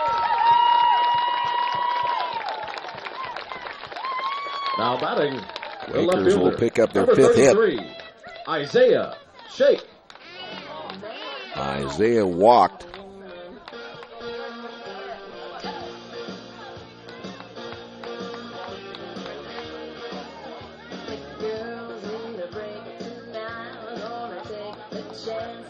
Isaiah walked in the 2nd inning. By the way, Jacob Gunnell is throwing in the bullpen now for Mount St. Joe. Isaiah, we mentioned 0 for 11 against the Lions this year, but now the Quakers have the go-ahead run at second base. The pitch is swung on and hit foul. Isaiah was showing no indication there that he was ready to bunt. Rothwell, the first baseman, was coming in a few steps. They'll try to take that away from the first base side. We have seen 2 balls hit now into center field, bouncing on the turf and going over the fence. You don't see too many ground rule doubles here. Ground ball to the right side, the second baseman. That'll be Schaefer, backhands and throws. But Isaiah does his job as he got the ball to the right side. 1 away, and here's Kendall Baker. Now batting, the right fielder, number 1, Kendall Baker. Kendall drove in a run with a base hit in the 2nd inning. Chance to give the Quakers a lead once again.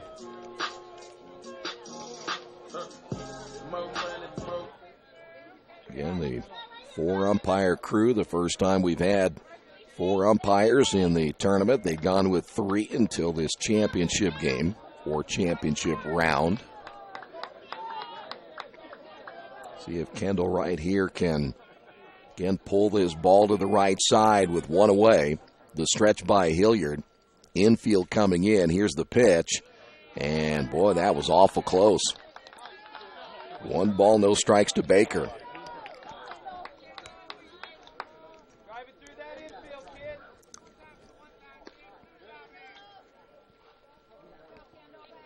Kendall this year a 300 hitter against the Lions. Here is Hilliard again into the stretch and the pitch, and that's low. Boy, it's always a danger. It's not a mystery and something we talk about quite often. If you're pitching behind in the count, you're generally going to find yourself in trouble. And now Hilliard, a little bit of trouble again here in the 4th. The stretch by the left-hander comes set at the belt. Infield stays in. The pitch on the way, and that's low and outside. Oh, boy. 2 balls and a strike.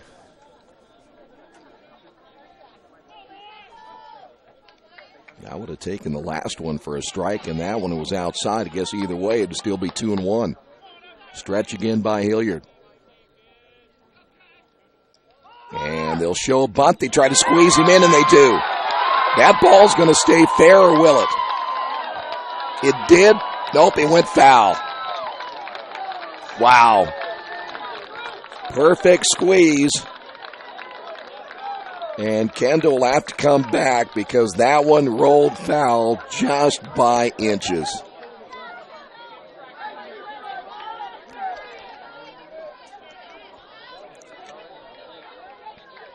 Two balls and 2 strikes now to Baker. That'll get your blood flowing if you're Mount St. Joe. Now you got to be ready for just about anything, though I don't think he'll try it again right here. 2 balls and 2 strikes. Hilliard gets the sign. The stretch and the pitch. And Kendall will pull this one to the right side, but foul.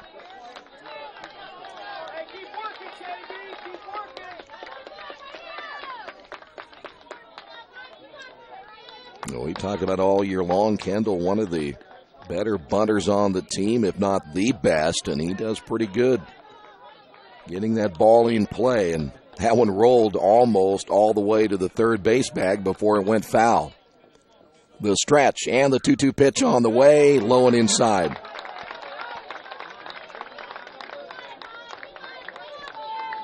Three balls, 2 strikes, 1 away runner at third. And now representing the go-ahead run. Question for the Quakers, will they come back with Greavy or will they go to their bullpen? Hilliard again, ready to throw. Infield stays in. Here's your payout pitch on the way, hit foul. And Baker hanging tough here in the 4th inning. However you may look at this one, the more you get Hilliard to throw, the less he's going to have as the game continues to go along. And right now with the infield in, your percentages go up as a hitter. If you can put this ball on the ground, especially on that right side, get a good jump down at third with Danny Dopp, we'll have a pretty good lead against the left-hander. Stretch by Hilliard. Infield back in again. Here's the pitch on the way, and it's inside for ball 4.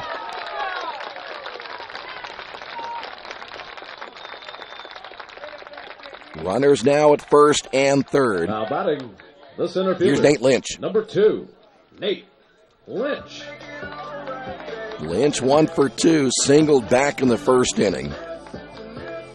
Here's your all-time hits leader in Earlham College history. Leads the league in hitting at .418 coming in.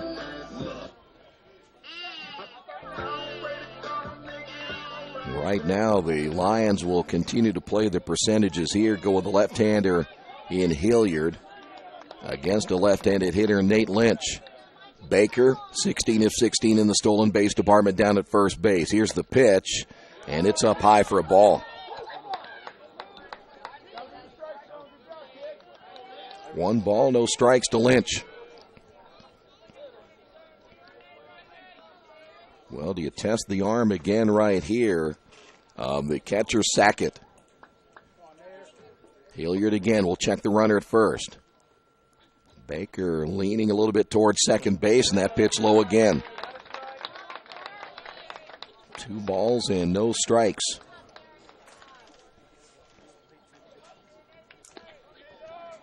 Quakers coming back again here in the 4th inning, putting a lot of pressure here on this Mount St. Joe defense, and especially Hilliard, the left-hander.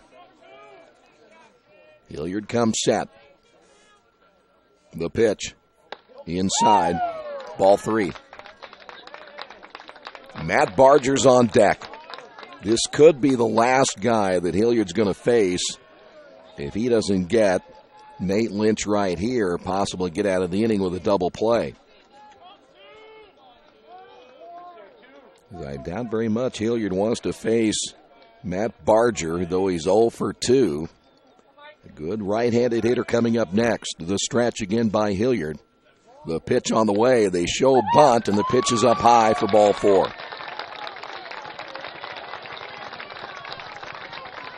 Bases loaded. Here's Now Barger. batting, the second baseman, number 20, Matt Barger. And here comes the pitching change that we thought it would be. We will tell you about the new pitcher coming up. Quakers threatening here in the bottom of the fourth inning. We're tied at 2.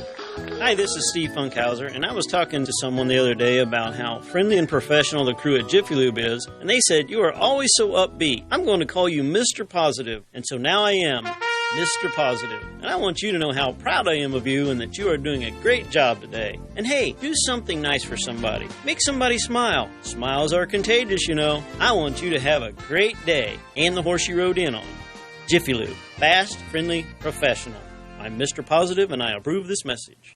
Injured athletes can be evaluated at Reed Orthopedic Center, 1400 Highland Road in Richmond. Request a same-day or next-day appointment to be evaluated by medical professionals who specialize in strains, sprains, fractures, knee and shoulder injuries, concussions, and other sports-related orthopedic issues. Call 935-8905. That's 935-8905. Or request an appointment online at reedortho.org. Reed Orthopedic Center, 1400 Highland Road in Richmond. Best One Tire and Service has been committed to our partners since 1948. With more than 250 locations in 26 states, Best One puts over 1 million tires on the road every year.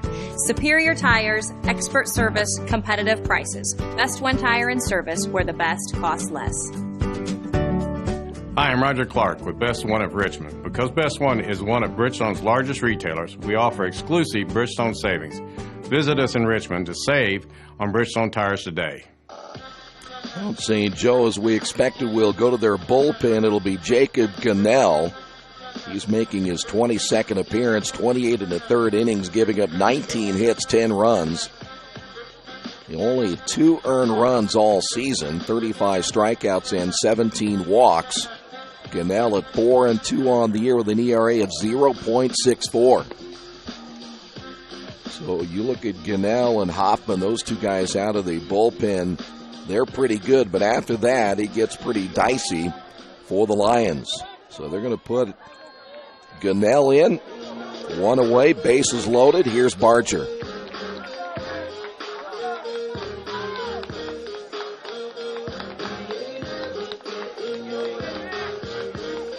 Of course, now on the other side, what will the Quakers do? Will they bring Greavy back in, or will they go to their bullpen and try to let some of their big guns shut things down late, including Walter Talcott? Barger 0 for 2 with a strikeout in the third inning. Time called. Big opportunity right here for Matt Barger. Gunnell gets the sign. The right-hander comes set. And his first pitch on the way is in there for a strike.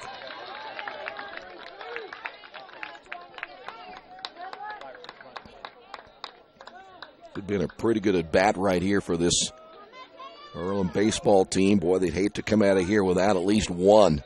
Had a chance to squeeze in the run with Dopp down at third and Baker bunting down the third base line, and it eventually went foul. Here's the stretch and the 0-1 pitch. It's outside. 1 ball, 1 strike, and a huge pressure situation here for Gunnell. Anything throughout the regular season matches nothing like what you have with your season on the line, though we're still very early in this one in the bottom of the fourth inning. Dopp at third, Baker at second, Lynch at first. The stretch by Gunnell. Here's the pitch, and it's outside. He did not go around. 2-1 now to Matt Barger.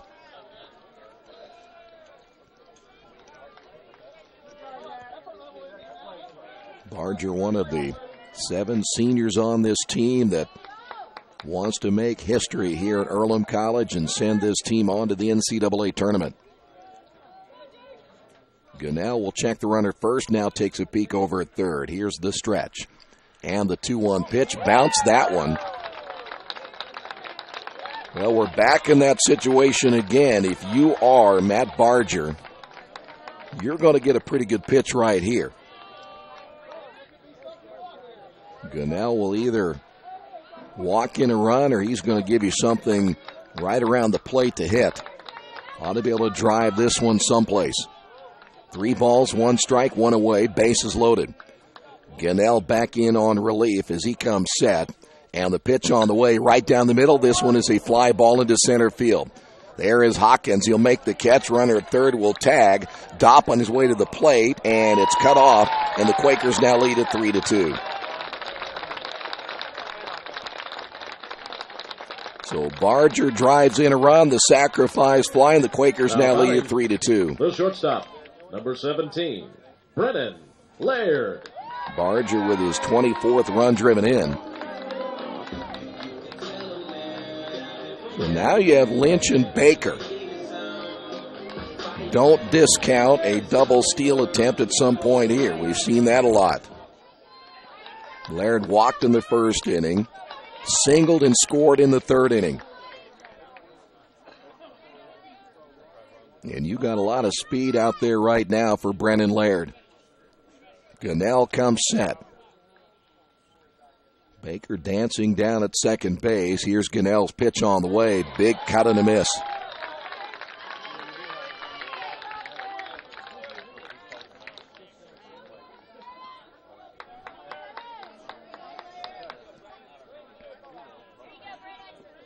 Brennan, another senior, and what a career he has had since coming to Earlham. Part of that all-time winningest class, senior class in Earlham history. This one hit foul. Good cut there by Laird. He didn't miss that one by much. No balls and 2 strikes.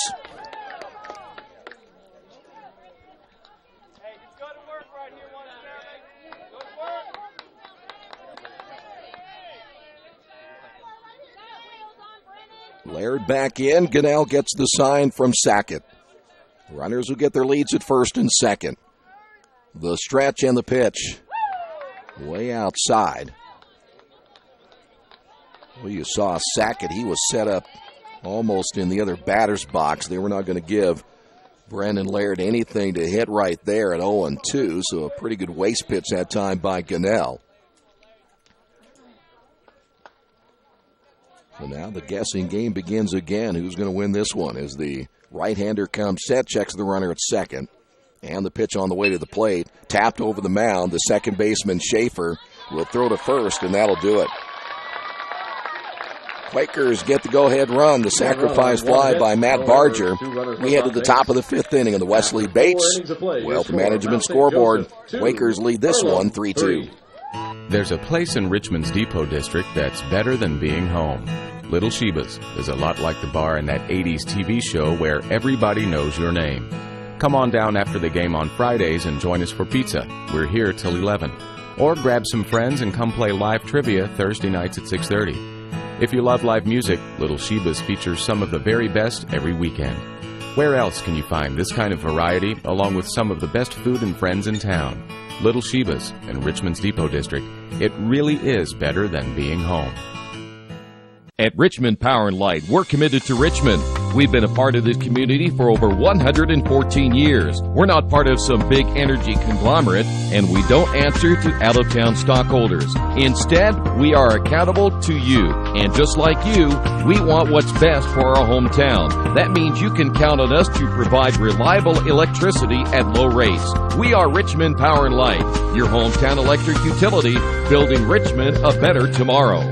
PCC Baseball brought to you by Square Donuts of Richmond. Whether it's a delicious breakfast, afternoon treat, or a midnight snack, everyone loves the taste of Square Donuts of Richmond. Enjoy their huge cinnamon rolls or any other crowd favorites, including maple bacon, strawberry cheesecake, Oreo cream, pumpkin spice, and more. And, of course, grab those award-winning glazed donuts, voted the #1 donut in the entire state. Proud to be your favorite donut shop and home to the best donuts in town and the only squares around, Square Donuts of Richmond. Sackett, Browning, and Hawkins as we move to inning number 5. Leading off the 5th inning for Mount St. Joseph, the catcher, number 26, Darren Sackett. Sackett 0 for 1. And Greavy back in for another inning of work, and that pitch low and outside, 1-0.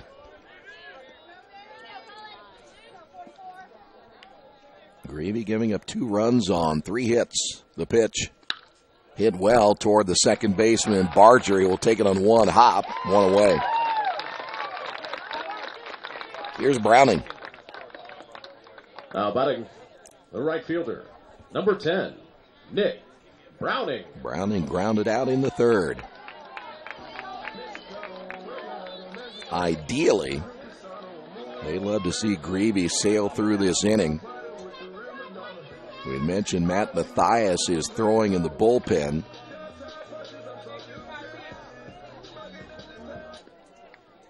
I think if they had their way, they'd love to see Greavy really go the distance. We'll see how he throws in this inning as Browning steps in. The pitch by Greavy is hit well right at the third baseman. Dopp 2 away.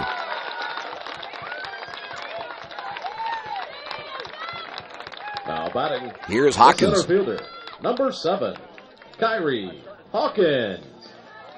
Boy, some days you can hit the ball extremely well and hit him right at the third baseman, just like what Browning did. As Hawkins will step in, he struck it his first time up and swings and hits this one foul. No balls and a strike. Center fielder Lynch now will move over a little bit toward left field. Here's the wind and the 0-1. Hit foul again. I mentioned Hawkins. He has struggled a little bit in this tournament. He is now 1 of 12. And this is the 4th game.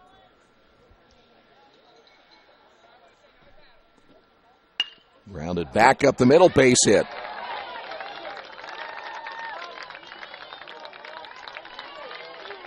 Two-out single for Hawkins, and now we'll move to the top of the order. Here's Matt Hoffman. Now batting the shortstop, number 9, Matt Hoffman. Hoffman is 0 for 2. He flew out back in the first inning, struck out looking in the 4th.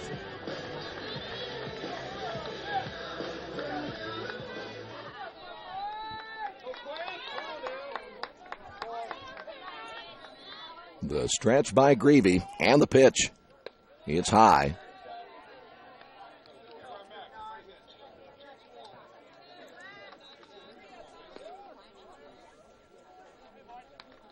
One ball, no strikes to Hoffman.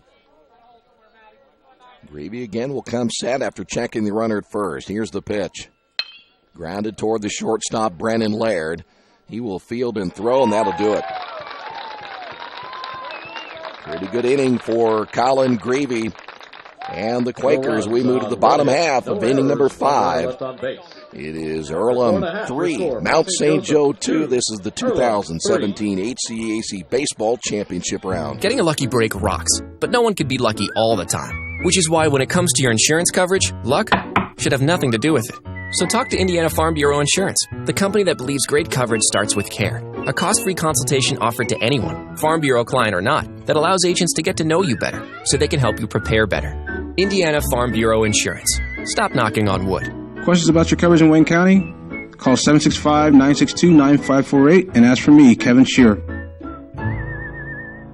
Hi, this is Troy Argowski of Radio Troy Digital Sports. There are plenty of places for me to get lunch or dinner, but there's only one Mancino's. In fact, I was just there for lunch the other day and had a delicious pizza grinder. That's just one of many choices I can get at Mancino's. How about a fresh salad? Several varieties of pasta, Mancino's Lights, or perhaps even an oven-baked spaghetti or maybe a pepperoni pizza. So when you're looking for a great lunch or dinner, make sure you choose Mancino's, 217 National Road West in Richmond.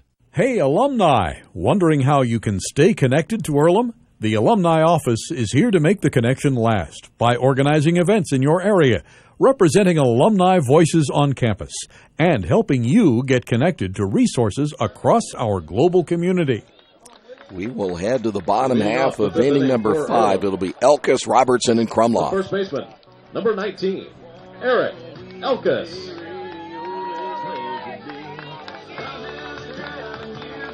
Eric struck out in the first. He Singled and was left stranded at third in that third inning. His first look now at Gunnell, the right-hander. Gunnell coming in relief of Mike Hilliard. Here's the pitch. Swing and a miss.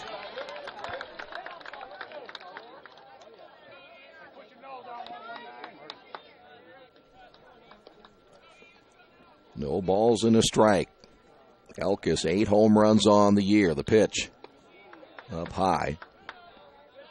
1 ball, 1 strike.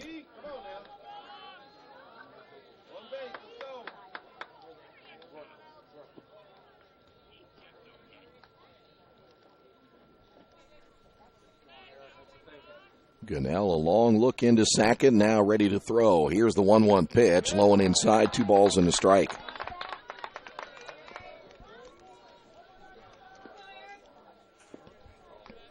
We'll see if that's still Matthias. That's going to be Howie Smith now throwing. Here's your 2-1. Another big cut by Elkis. 2 balls, 2 strikes.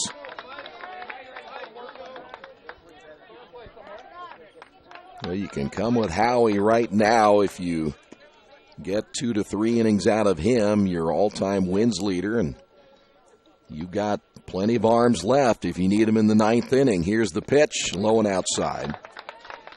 But I think the idea right now, they'll probably go with Howie in the next inning. They got Greavy through 5. And I think Howie is throwing like he's coming in next. 3 balls, 2 strikes to Elkis. Here's the pitch, and he lost him. Here's Robertson. Now batting, the designated hitter, number 31, Addison Robertson.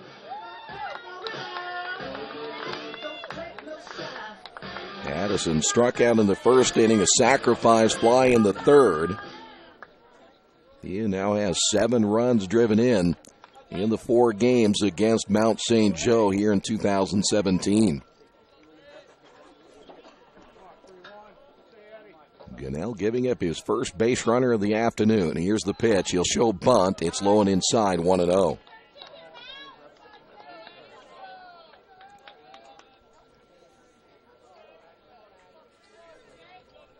Third baseman Werner well aware that Robertson will try to lay down the bunt. Third base side if he can. Here's the stretch. And he'll show bunt, and this one is up high, 2-0. A lot of times a pitcher sees that bat square around, and he ends up losing a little bit of focus, and so now we'll see a visit to the mound. They're going to go out and talk with Gunnell. The reason is you see the hitter turn around to square, and generally he doesn't make any movement until the ball gets very close to the plate. You already see the guy square. And you now have to do one of 2 things, get the ball across the plate, number 1. And number 2, you might have to field your position, so a lot of times you're jumping off and ready to go field the baseball if necessary.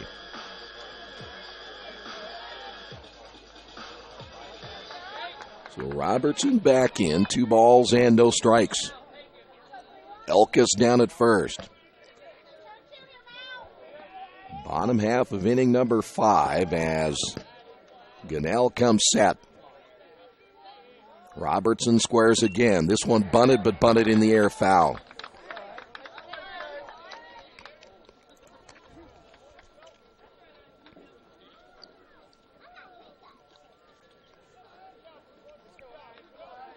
Boy, ideally if Robertson could push that thing to the first base side. Here's the stretch and the 2-1 pitch, and it's hit foul. Well, Robertson swinging away that time. And the count goes to 2 balls and 2 strikes.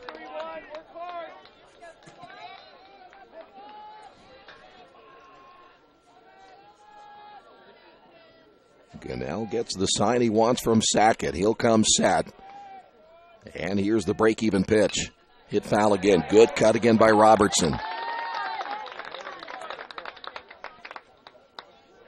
Boy, the Quakers have so many hitters that will stay in there and battle. See if Robertson can get the pitch. He can drive right here. Again, Gunnell checks the runner at first, and he will come home with a pitch. That'll be tapped left side. That's going to be trouble. Gunnell's only play is going to be at first base, and that's a bang-bang play. Good as a sacrifice for Robertson, as he'll get the runner down to second. Now batting. One away, and here's Cody Krumloff. Number 5, Cody Krumloff. Cody walked and scored in the second, grounded out in the third. This is his first look at Gunnell.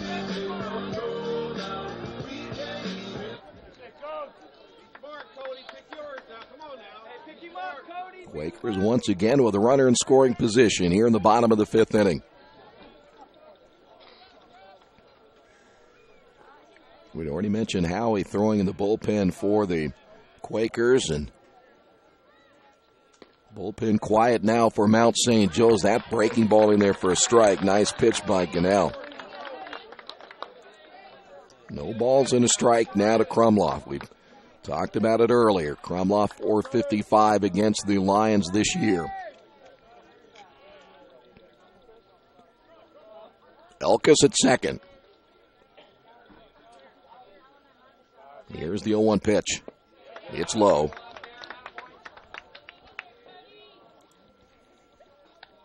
Count is even at 1 ball and 1 strike.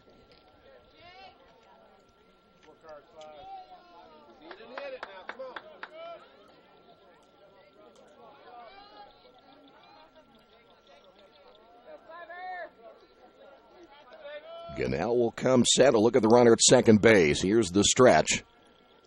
And the 1-1 pitch popped him up, and it goes foul. And we'll go to 1-2.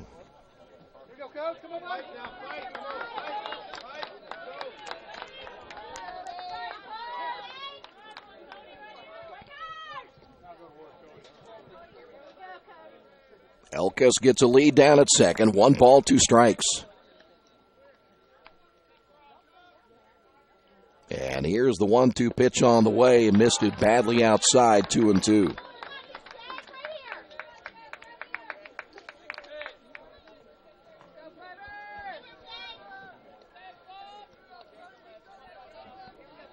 Two balls, 2 strikes. Gunnell running into a little bit of trouble here in the 5th inning after getting the first 2 outs of that 4th inning. Well, he came into the ball game in relief. Here's the break-even pitch on the way. Got him looking.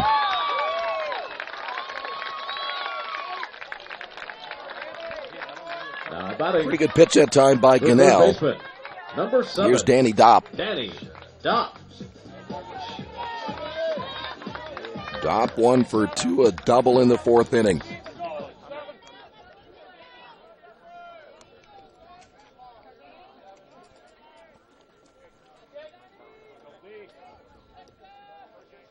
Pretty good lead down at second base now for Elkus. A long look by Gunnell into Sackett.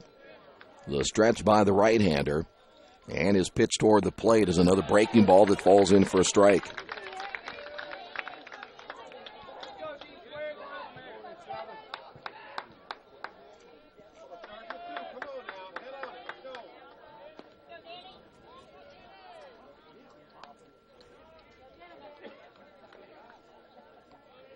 Gunnell again a look at the runner at second.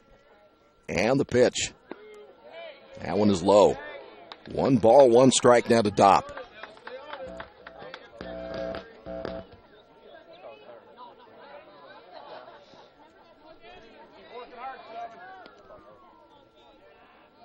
Dopp back in. Gunnell once again gets the sign from Sackett. Here's the stretch and the pitch on the way. Good cut by Dopp as he fouls it away, and he behind now as well, 1-2.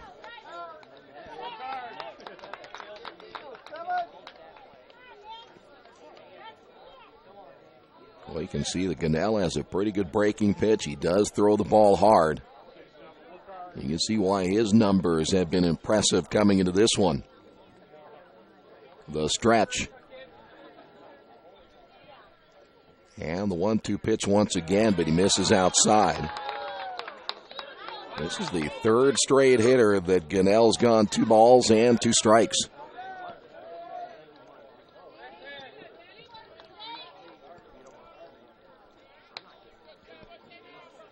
Another long rest, whether it's Greavy or we'll see Howie Smith. He'll be ready to go. Here's the break-even pitch again, and that got him looking. Dopp thought that pitch was too low as he watches it go by. Quakers leave a man on. We will head to the top half of inning number 6 on the Wesley Bates Wealth Management scoreboard.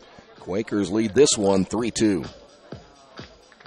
When it comes to coverage of high school, college, and professional sports in Richmond and Wayne County, Radio Troy Digital Sports is a game changer. Hi, this is Troy Derengowski. We are now your one-stop website for the best sports coverage in the area. From the Red Devils to the Colts and the Hoosiers, we have you covered. Check out the daily sports page, player and coach interviews, play-by-play of high school and college athletics, and much, much more. Check it out every day on RadioTroy.com. Getting a lucky break rocks, but no one can be lucky all the time. Which is why when it comes to your insurance coverage, luck should have nothing to do with it. So talk to Indiana Farm Bureau Insurance, the company that believes great coverage starts with care. A cost-free consultation offered to anyone, Farm Bureau client or not, that allows agents to get to know you better so they can help you prepare better. Indiana Farm Bureau Insurance. Stop knocking on wood. Questions about your coverage in Wayne County? Call 765-962-9548 and ask for me, Kevin Shearer. For Earlham, well, we saw Howie Smith throwing in the bullpen, and so it will be Howie Smith. Howie, the all-time wins leader in Earlham history, making his 17th appearance.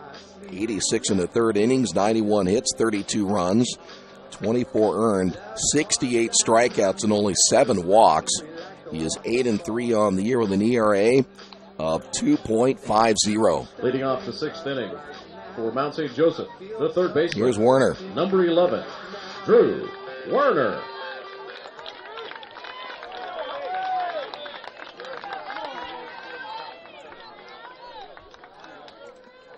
Werner 0 for 1 with a walk and a run scored. And he'll get his first look now at Howie Smith, the right-hander's pitch. Hit well down the line. That's at least a double. Now they're going to hold him to 1. Good job by the left fielder Hcac to run that one down. He got it back in quickly and will held Werner to a base hit. Now batting the first baseman. Here's Rothwell. Number 23, Roman Rothwell. 5th base hit now by the Lions, each team with 5 base hits. Rothwell doubled in the 4th. He is 1 for 2. So the Lions man on here in the 6th inning. The stretch and the pitch. High and outside, ball 1.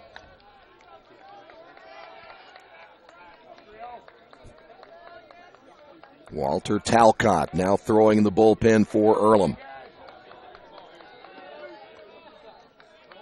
The stretch by Smith. And the pitch. Popped him up.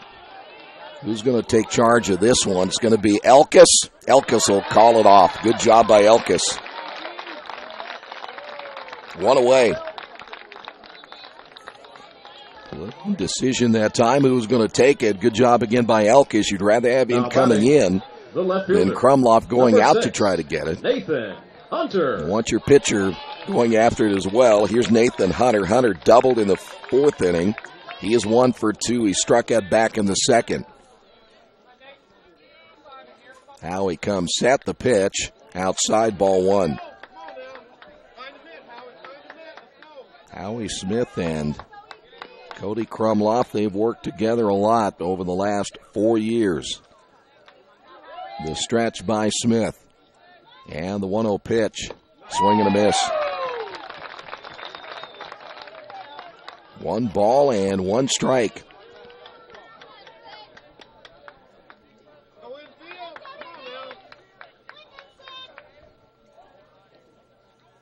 Hunter with 2 runs driven in with that double. The runner starts to take off. Fly ball into center field. Lynch Backs up a few steps, makes the catch in deep center field. There's two away. Hunter gave that one a ride. And that'll bring up Simon Schaefer now with 2 outs. Now batting. Schaefer has flown out twice. Number 3, Simon Schaefer.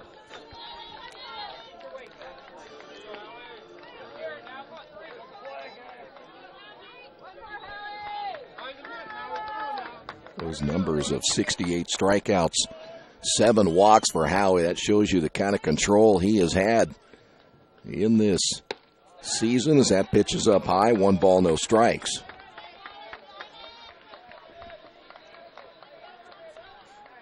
The 8 wins. Also one of the leaders in the HCAC this year. He had the one stretch there where he had all those complete games in a row as that pitch in there for a strike. And the count is even at 1-1.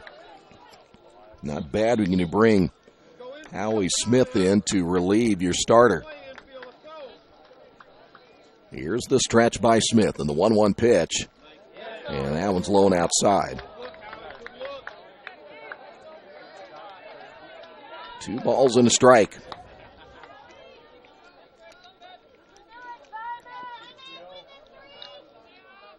Warner, the lead down at first base. The stretch again, Howie's pitch.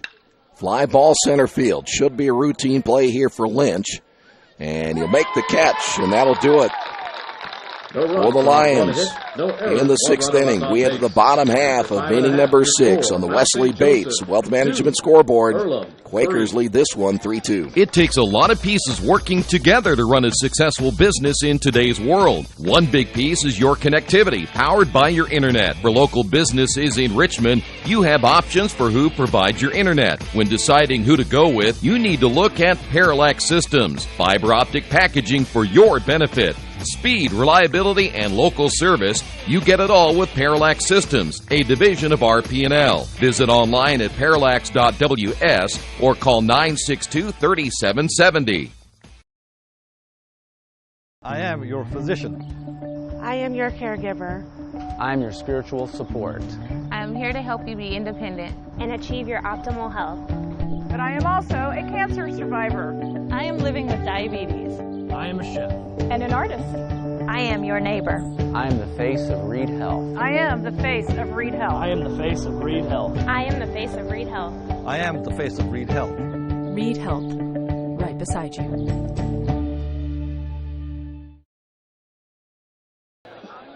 We will head to the bottom half of inning number 6.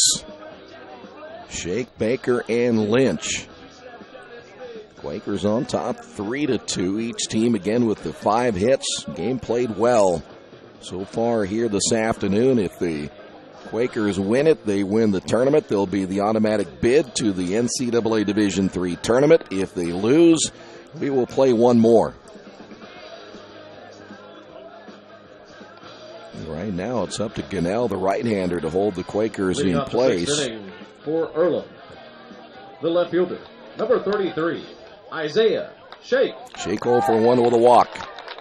His first look at the right-hander Gunnell.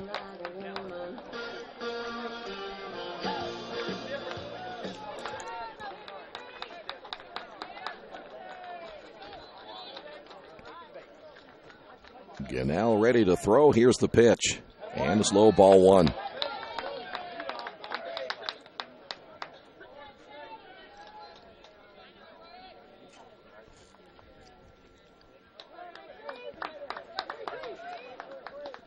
Here's the stretch again by Gunnell, and the pitch. Here's the strike. 1 ball, 1 strike to Isaiah Shake, hitting .319 coming in.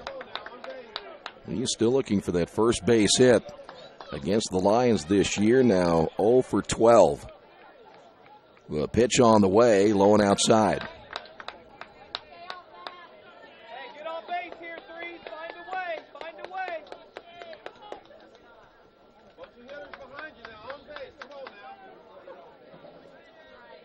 When the Quakers held in check again here today in the running department, they have not had a chance to steal in the 3 games they have played in this tournament the way they have all year long.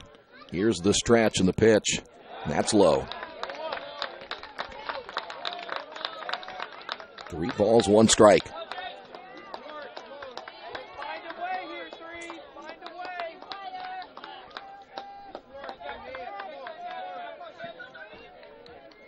Kendall Baker on deck. He has played well last night, of course, or should say yesterday morning, and also today as that pitch is in there for a strike. 3 balls, 2 strikes.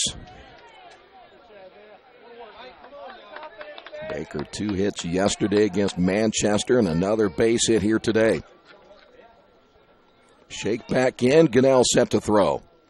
The payout pitch on the way. That'll be chopped in front of the plate. Going over will be Gunnell. The throw to first, and it hits the base runner.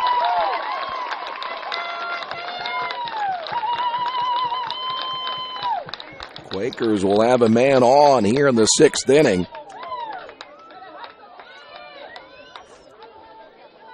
Boy, Gunnell had to hurry and try to field that ball as Sackett came out from behind the plate. That ball took a little extra bounce.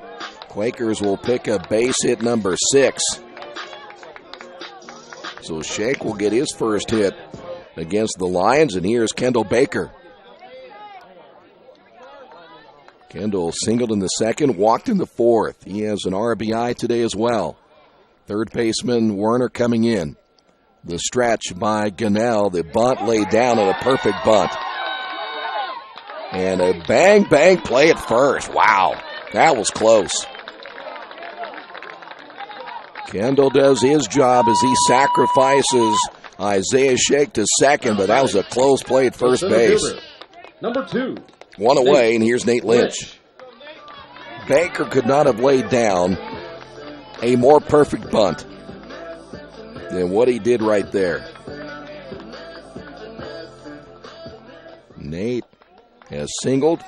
He has walked and reached on a fielder's choice. So now the Quakers have a runner in scoring position here in the 6th inning. The stretch by Gunnell. Here's the pitch, up high.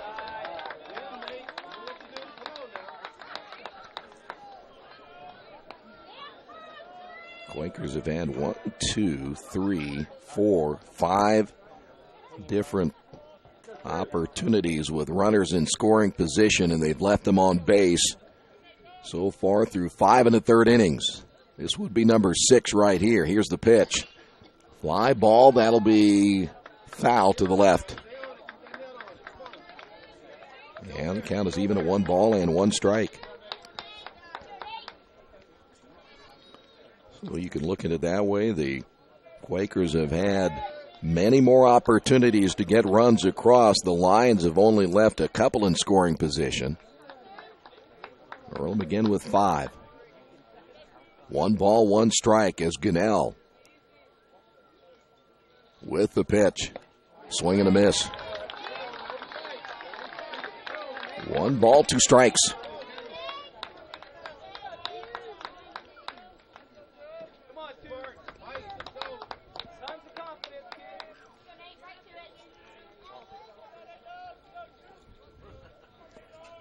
Shake again, a lead down at second base. 1 ball, 2 strikes. Now to the Earlham leadoff hitter, Nate Lynch.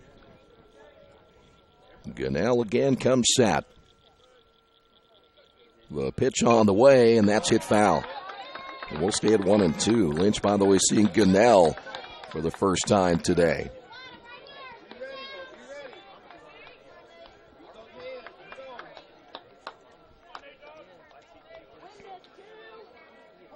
Lynch, 418 hitter coming into this one here this afternoon, 364 against the Lions.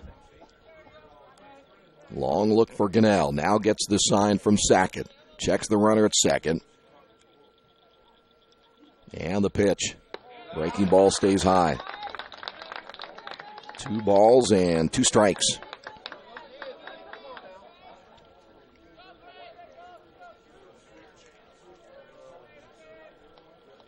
Boy, you have to really make a decision pretty quick Whether you're going to swing the bat or not on some of these pitches, they've been awful close.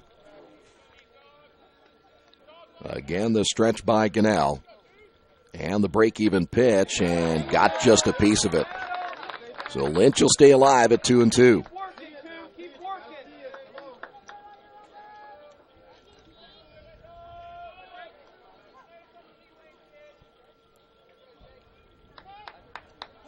One out here in the bottom of the sixth inning. Let's see if the Quakers can add a run right here as Nate Lynch. 31 runs driven in. The pitch on the way, and it is strike number 3.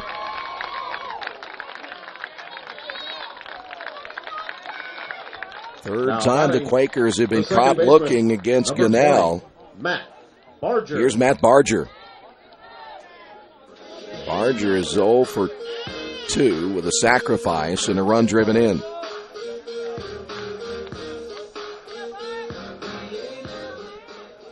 He faced Gunnell back in the 4th inning.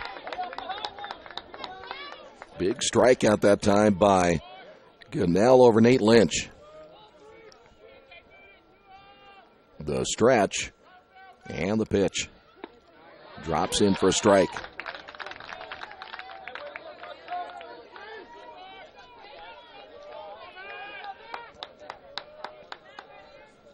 We will see Howie Smith come back in for another inning of work. No one throwing now in the Earlham bullpen.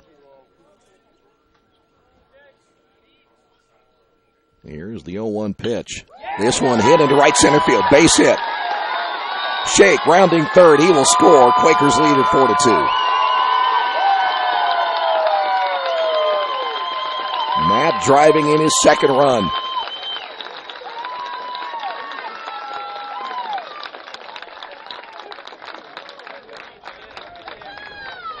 Now batting. Here is Brennan Laird. Number 17. That's a huge base hit and a huge run here in the 6th inning.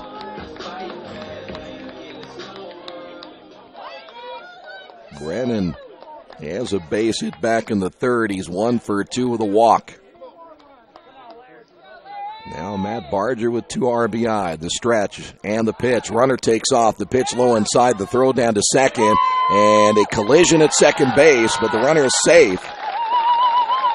As Matt Barger gets a stolen base, Schaefer took the brunt of the blow. And now the Quakers have another runner in scoring position.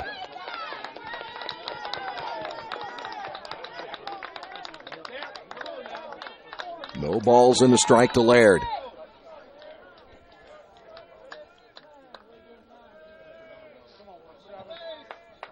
And time called by Laird.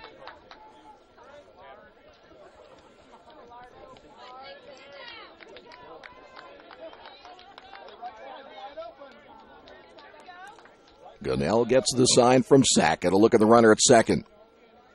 The pitch on the way, grounded back up the middle. Hoffman, the shortstop, throw to first, and that'll do it for the Quakers here in the 6th inning. But the big hit by Matt Barger will give the Quakers another run. We'll head to the top of the 7th inning on the Wesley Bates Wealth Management scoreboard. Quakers on top of this one, 4-2. Hi, this is Troy Argowski of Radio Troy Digital Sports. There are plenty of places for me to get lunch or dinner, but there's only one Mancino's. In fact, I was just there for lunch the other day and had a delicious pizza grinder. That's just one of many choices I can get at Mancino's. How about a fresh salad? Several varieties of pasta, Mancino's Lights, or perhaps even an oven-baked spaghetti, or maybe a pepperoni pizza. So when you're looking for a great lunch or dinner, make sure you choose Mancino's, 217 National Road West in Richmond. We'd like you to know why public power is important to you. In small towns and cities across America, locally owned public power systems like ours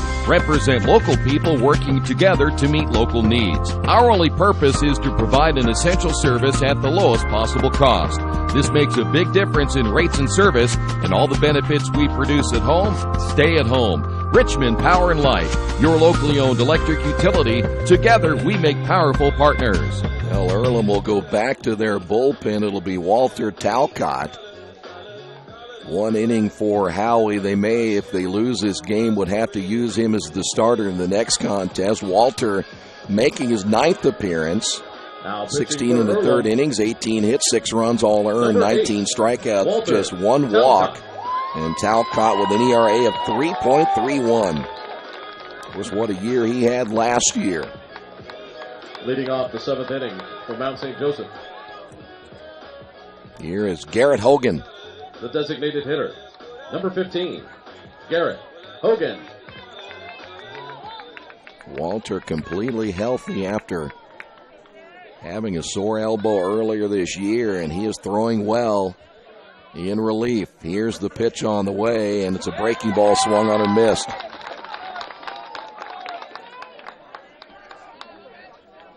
Walter, 10 wins a year ago, and Division III All-American, and really set things on fire in that middle of the week starting position as that one is hit foul. No balls, 2 strikes. Walter out of Lafayette, Indiana. There may not be many freshman seasons equaled by Talcott or anybody else, as that one is going to be off the catcher's glove of Crumbloff, but he regains the possession of the baseball, throws to first, a strikeout throw out of Garrett Hogan. That's one away. There's the advantage of just having that. Now they're going to talk with the third base umpire. I wasn't sure whether Hogan had fouled that one off or not, but it was going to be awful hard to tell, and they will say it's going to be a foul ball. So they're going to let Hogan come back. So it's no balls and 2 strikes. We'll have to change all this again. So 0-2. They'll call that a foul ball, and so here is Hogan again as Walter with the pitch. Grounded toward Laird.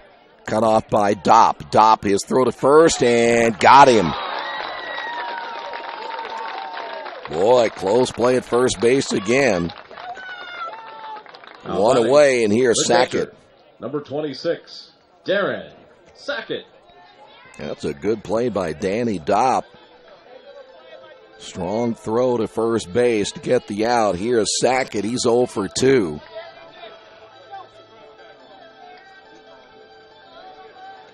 Sackett flew out in the 3rd, grounded out in the 5th.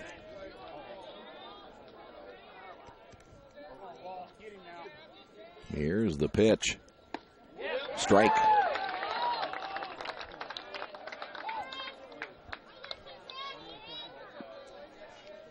Sackett, the number 7 hitter here for the Lions, as Walter Talcott ready to throw in the 0-1. Took something off that one, and Sackett way out in front, and he's now down in the count at 0-2. Quakers trying to beat this team for the 11th straight time, but more importantly, win the HCAC tournament. Here's the pitch. Hit well into right field. Baker coming over and makes the catch.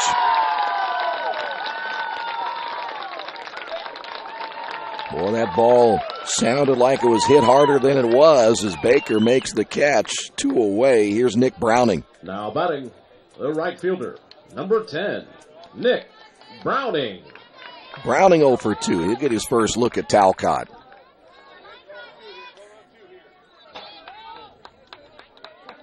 Browning grounded out in the 3rd, lined out in the 5th inning.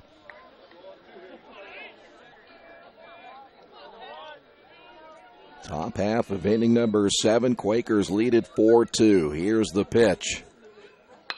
Popped him up. That's a mile high. Crumbloff looking into the sun, and look out, the third baseman, Dopp, coming in as well. There's a collision, and the ball is held on by Cody Crumbloff.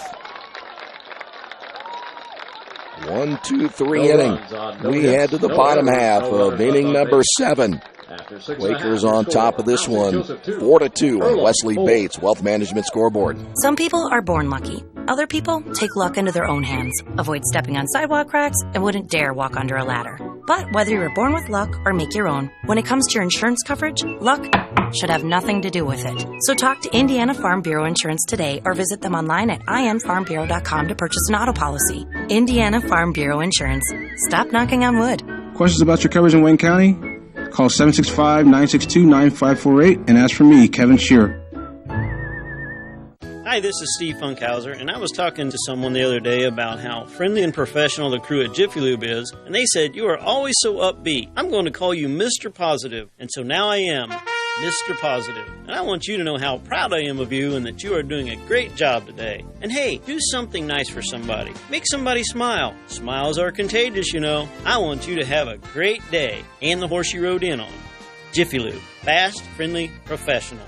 I'm Mr. Positive, and I approve this message. Students, you'll love what your alumni office can do for you.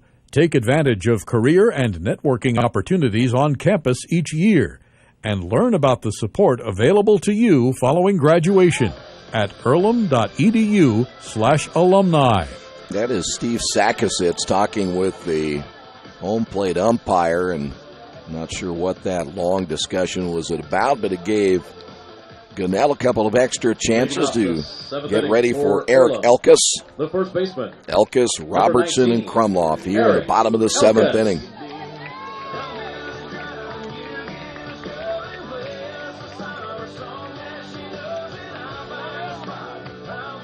Eric struck out back in the first inning. He singled in the third, and then he walked in the fifth inning. He'll be facing Gunnell for the second time. We're talking about a good fastball pitcher and a good fastball hitter right here. Here's the pitch. Swing and a miss. That one from Gunnell. Something taken off of it. Had Eric out in front. No balls and a strike. The stretch again by Gunnell. Here's the pitch. Breaking ball drops in for strike two. No balls, two strikes.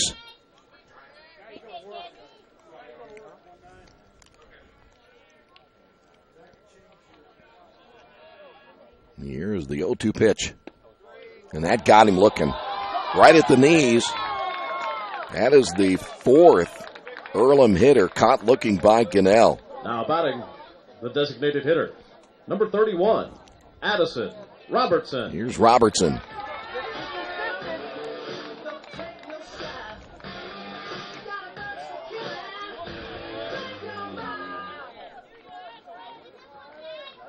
Robertson 0 for 2, but had that sacrifice fly that scored a run back in the third inning. Here's the stretch by Gunnell, and the pitch popped him up, and that'll go out of play. No balls and a strike. Boy, nothing easy here today. You look at both these teams just kind of grinding out runs.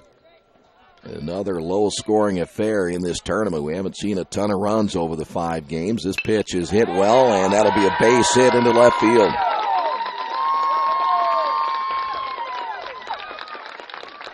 So Robertson with a one-out single. Here's Cody Krumloff. Number 5, Cody Krumloff.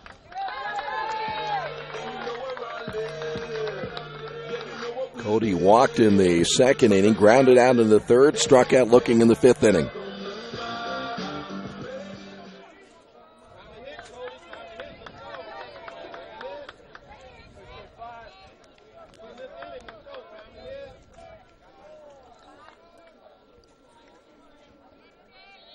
Gunnell giving up just his third base hit since he came in back in the fourth inning. The stretch by the right-hander and the pitch. High and outside, ball one.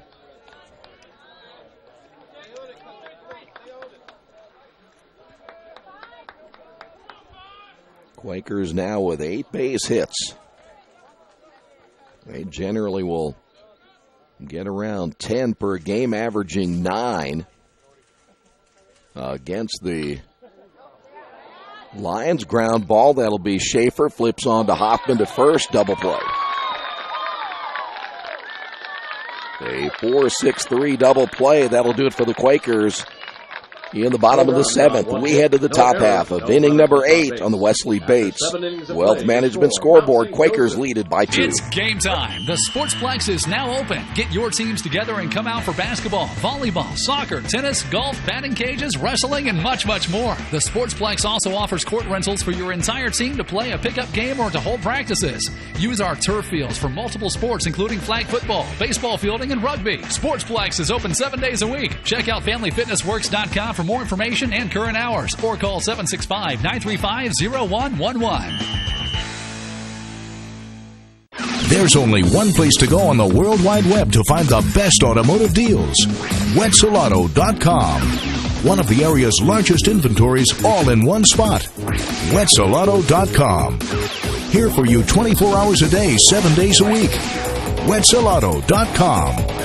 New and used vehicles, service, parts, body shop, and rental. Plus, value your trade. It's easy to navigate. It's convenient. Wetzelauto.com. It's clickin' awesome.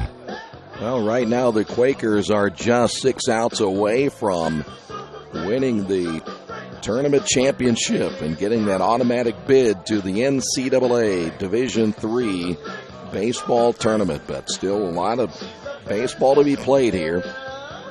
Hawkins, Hoffman, and Werner. Leading off the 8th inning for Mount St. Joseph, the center fielder, number 7, Kyrie Hawkins. Hawkins 1 for 2, singled back in the 5th inning. Talcott sailed through the 7th.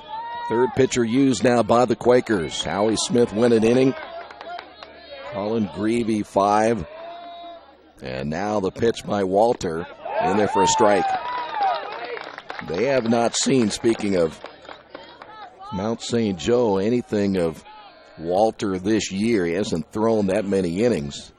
Here's the 0-1 pitch. Grounded toward the first baseman. That'll be a fair ball. Elka steps on the bag, 1 away. That'll bring up Matt Hoffman. The shortstop, number 9, Matt Hoffman.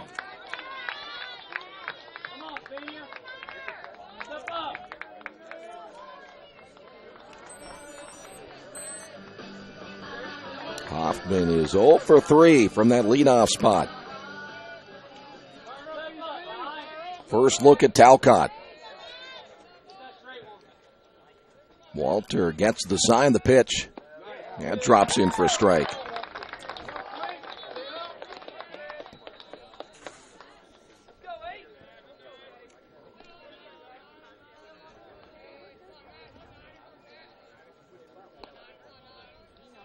Here's the 0-1 pitch as this one hit into center field.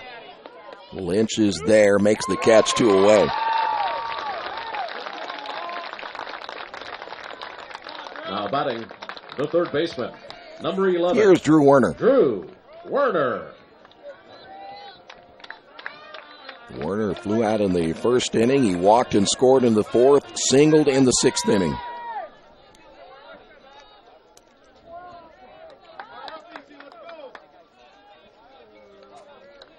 Talcott set to throw. Here's the pitch, and it's inside, ball 1.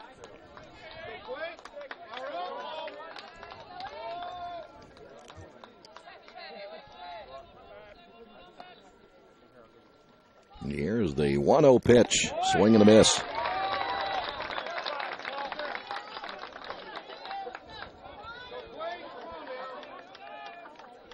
One ball, 1 strike to Werner. Walter with that leg kick and the pitch. This is softly grounded toward the shortstop, Laird. He'll field it on the hop, throws to first. The Quakers head to the bottom of the 8th inning. No errors, no runners left on base. Quakers on the Wesley Bates Wealth Management scoreboard. Lead this one 4-2. This is the 2017 HCAC Baseball Championships. For over 30 years, Reynolds Plumbing has been keeping the Richmond-Wayne County area running. Whether on commercial properties, restaurants, or residential, they've done quality plumbing, heating, and air work for thousands of customers. It's not just about the quality work, it's also about customer service. It's about attention to details and making absolutely sure you are 100% satisfied. If that's the kind of experience you want in your next plumbing or HVAC job, then Reynolds Plumbing has you covered. Give them a call at 966-0994. Hey, Chuck, where you headed? Spinning's about to start. I'm heading to CrossFit. Isn't that for, like, the elite lifters or athletes only? No, at FFW CrossFit, all workouts can and will be scaled to any ability level to welcome everyone. Sounds great. I need to get out of the same old workout routine. I'm just not sure I can keep up. It seems pretty intense. No real lifting experience is needed. FFW CrossFit teaches you everything you need to know and move at your own pace in a positive, motivating environment. You know, I've always wanted to give it a try. I'll see you there. Learn more at ffwcrossfit.com. Hello, my name is Kyle Schwarzkopf. I'm the manager of Kyle's National Road Auto in business in Richmond since 1979. We employ ASE certified technicians and we have over 80 years of experience. We work on all domestics and most European and Japanese cars. Give us a call at 966-1555. Kyle's National Road Auto Service. My name is Kyle Schwarzkopf and I approve this message. We will head to the bottom half of inning number 8. Dopp, Shake, and Baker. Quakers will go to work here with Dopp. 1 for 3, a double. And this one hit foul. Gunnell back in for another inning of work, and he has held the Quakers to just the 1 run. That was a big run in the 6th inning. Again, the Quakers leading at 4-2. The stretch by Gunnell. And the pitch.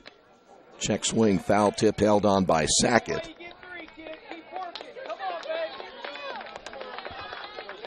No balls, 2 strikes. By the way, Spencer Owen is throwing in the bullpen. I'd be surprised if we don't see Talcott come back and finish it off if he can. Pitches outside, 1-2. But Owen has thrown well, too. Spencer, this year, 3 saves, leads the ball club in saves, a 1.21 ERA. 1 ball, 2 strikes as Gunnell comes set. The pitch. Line back up the middle, base hit. Danny Dopp, his second base hit. Quakers now with 9 hits. Now batting. Here's Isaiah Shake. The left fielder, number 33, Isaiah Shake.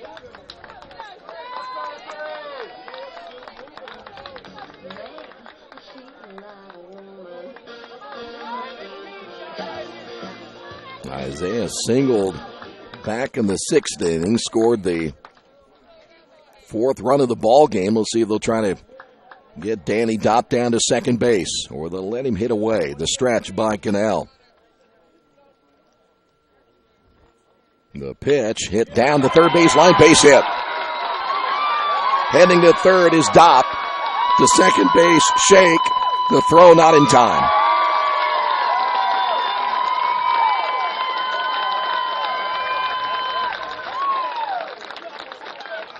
Boy, that was big. You had the third baseman, Werner, coming in. The right fielder, number 1. And that gave Baker. Isaiah Shake every opportunity to pull that down the line, and he did. Here's Kendall Baker. Quakers now with 10 hits. And now the bullpen getting active again for the Lions. Infield will come in as Baker steps to the plate for the 4th time here this afternoon. A base hit back in the 2nd. Stretch by Gunnell. The pitch. Up high, ball 1.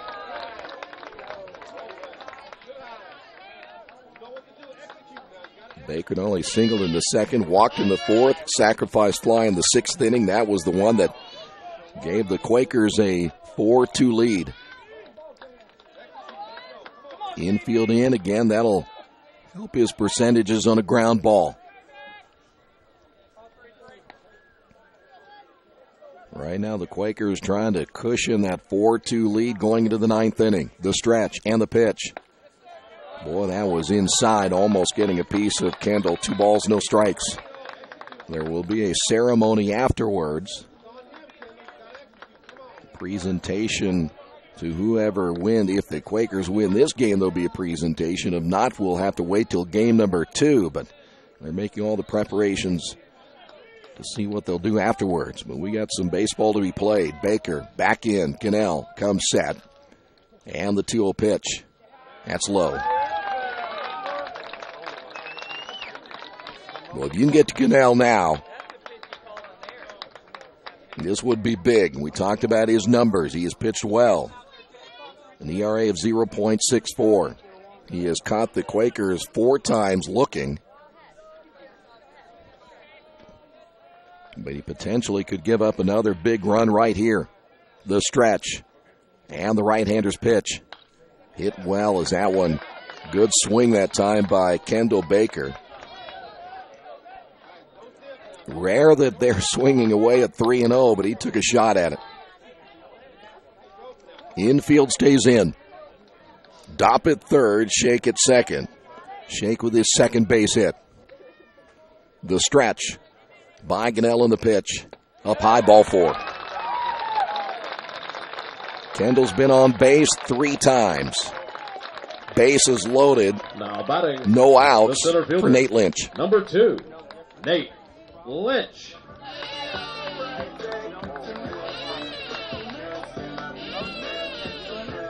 Nate struck out his last time up looking. 0 for 1 against Cannell. Infield stays in. And Cannell again in trouble here in the 8th inning. Cannell now gets the sign from Sackett. The stretch and the pitch. Breaking ball stays up high, 1-0.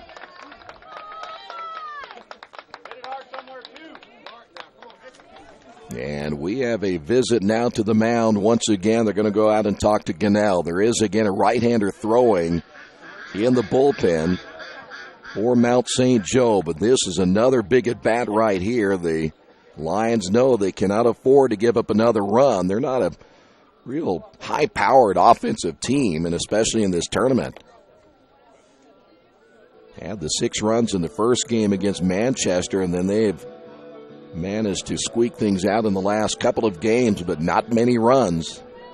And knowing the bullpen, we're either going to see Talcott back or we're going to see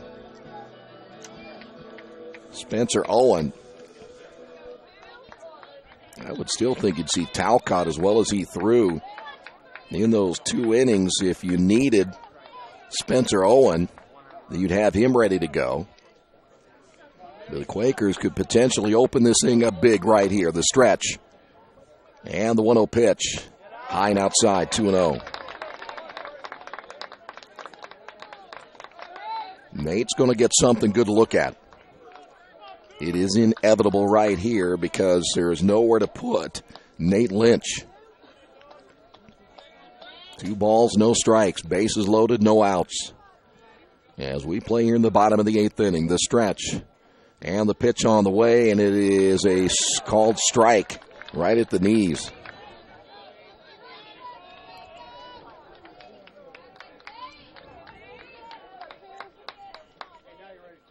Boy, this would be big for either way. If Cannell can get out of this with no runs given up, the Quakers again could open things up with a big inning.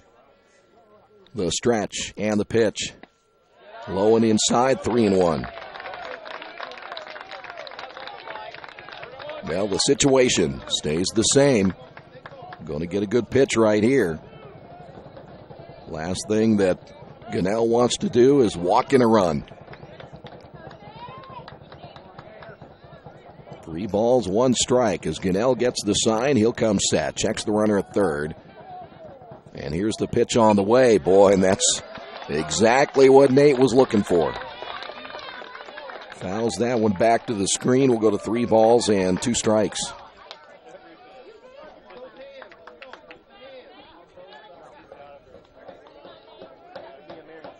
So now it comes down to this right here, though the runners will have to kind of wait and see what happens. Let's see if Nate can drive one. And now Cannell will have Sackett go through a series of signs once again.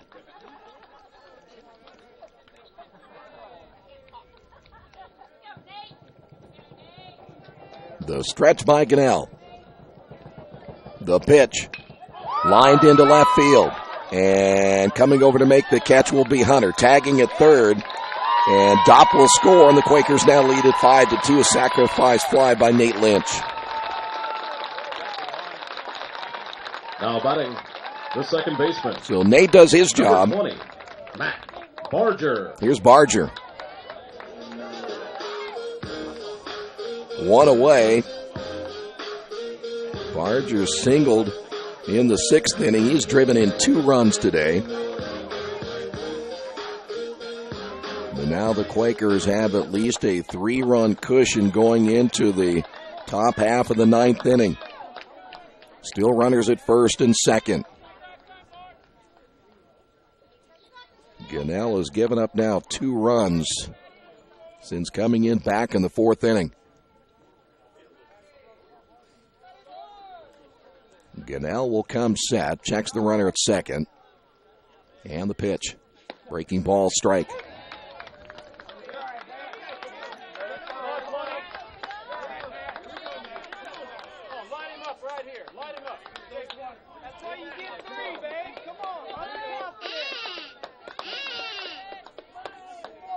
No balls in a strike. Gunnell once again set to throw as the runners at first and second both get their leads. He'll come set. Schaefer coming over at second base, and time will be called as Gunnell steps off.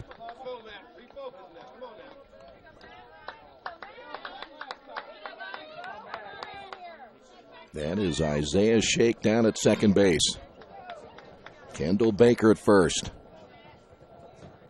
Matt Barger back in. Gunnell finally gets the sign as he will come set. Checks the runner at second. And the pitch on the way is another breaking ball, and Matt Barger let that one go by. That's a pretty good pitch. And he falls by into no balls and 2 strikes.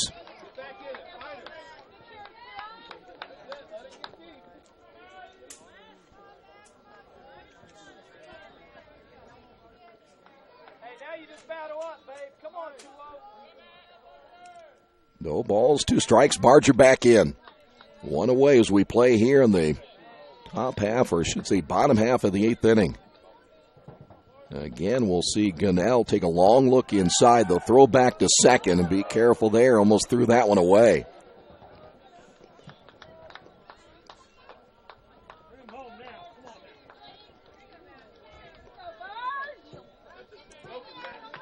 That would have been huge for the Quakers. Get that runner to third. And still just with 1 out, you're looking at Matt Barger. And then perhaps Brennan Laird, chance to drive in another run. But now Gunnell goes to work with the runners at first and second. Here's the pitch. And that's outside. 1 ball, 2 strikes.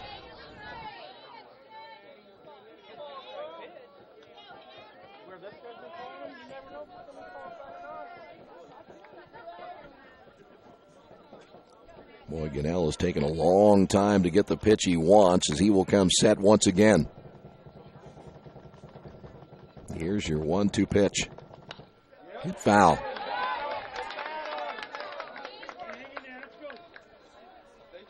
Barger will stay alive at 1-2. So far now, both bullpens are quiet.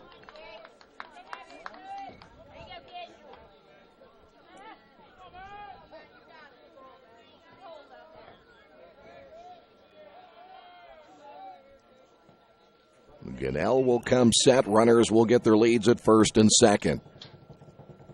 Here's the pitch. Grounded toward the third baseman.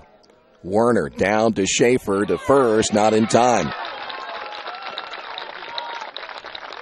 So now the Quakers will have a runner at third and a runner at first for Brennan Laird. Now batting the shortstop, number 17, Brennan Laird.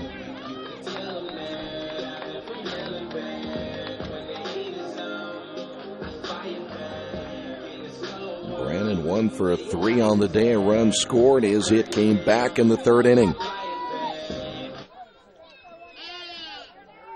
Boy, it'd be Great right here for the senior to pick up a base hit, drive in a run, and give the Quakers a 4-run advantage going into the top of the 9th inning.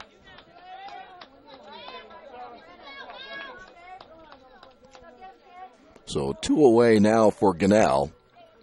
And the right-hander comes set. Here's the pitch. High and inside, ball 1.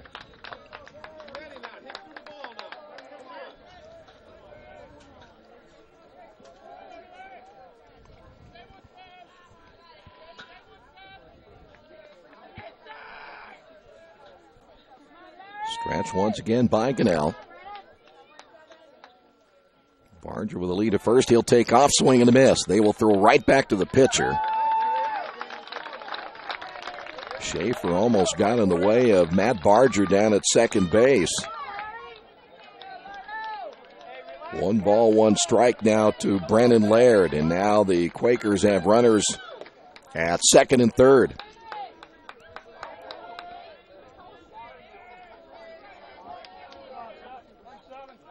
Now Brennan a chance to perhaps drive in a couple of runs right here. The stretch by Gunnell. Here is the pitch. Low and inside, 2-1.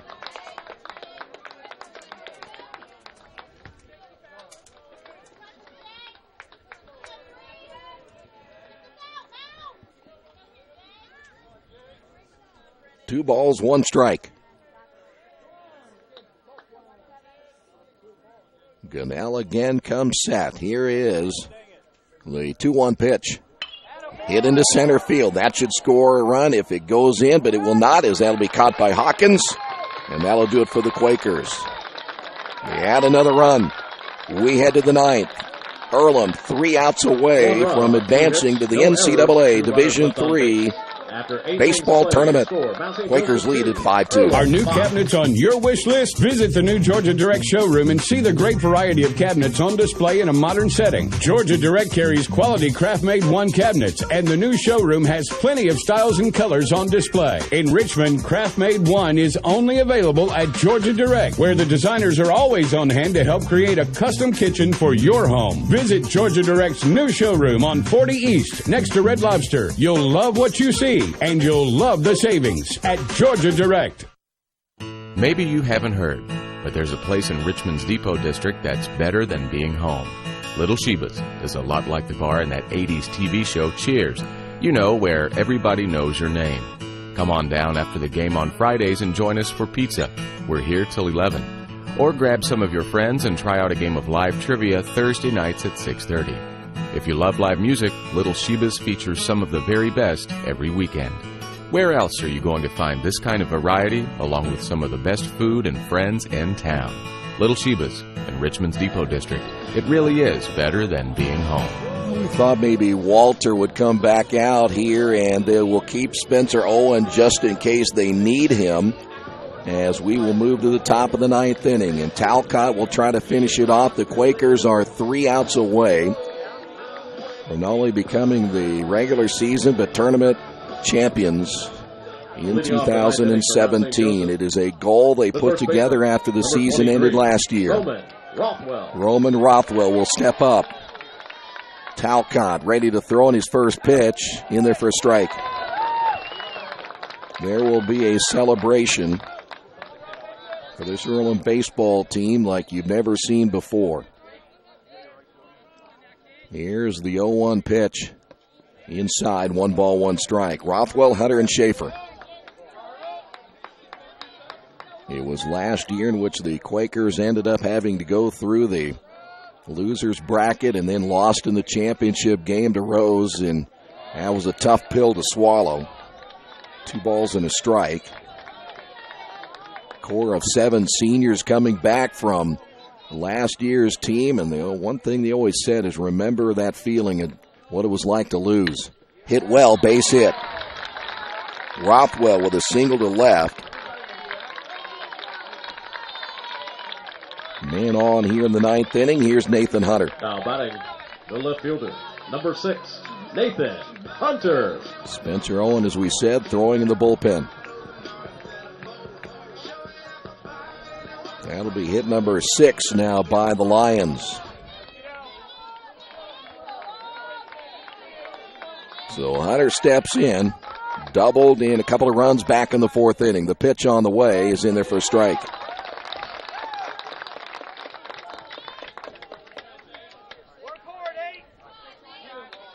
Hunter struck out in the second, flew out in the sixth, 1 for 3. His first look, though, at Talcott. The pitch, swing and a miss.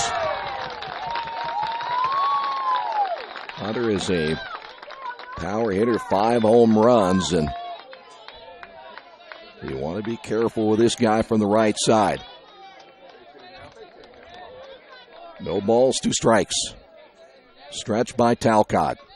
And the pitch. Hit to right field, base hit. Heading to third will be Rothwell. And now runners at first and third here for the Lions.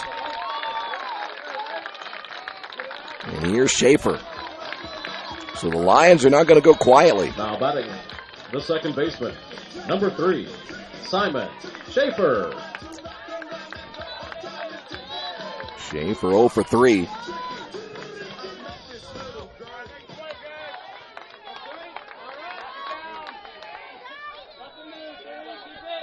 Schaefer has flown out all 3 times.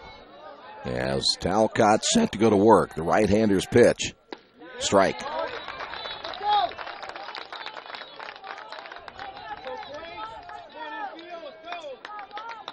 Well, if you're Talcott and the Quakers, you just take the attitude, nothing hurt yet. You have a 3-run cushion.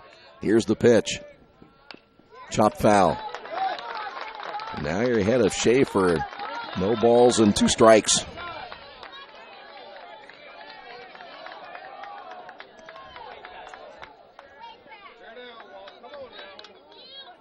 Walter gets the sign from Krumloff. He'll come set. And the pitch. This one lined to the second baseman. Throw to first, and that one is almost thrown away. It is. A run will score, and no, he will not. Got him at home plate. Double play.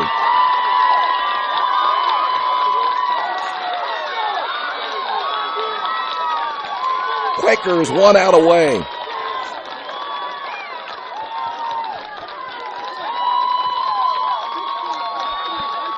So Schaefer lines out for out number 1. He tried to get Hunter at first base. Rothwell tried to score. Elkis able to run it down. Throws to home plate, gets the out there for out number 2. And now it's down to Garrett Hogan. Now batting the designated hitter, number 15. Boy, a mistake Garrett turns into an out. And a gamble made by Rothwell he probably should have made.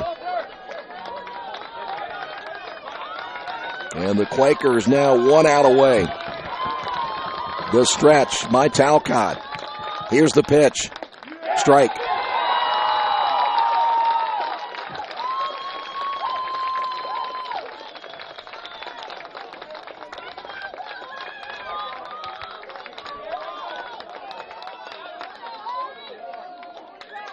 The stretch.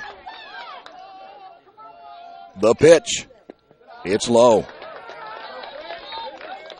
1 ball, 1 strike.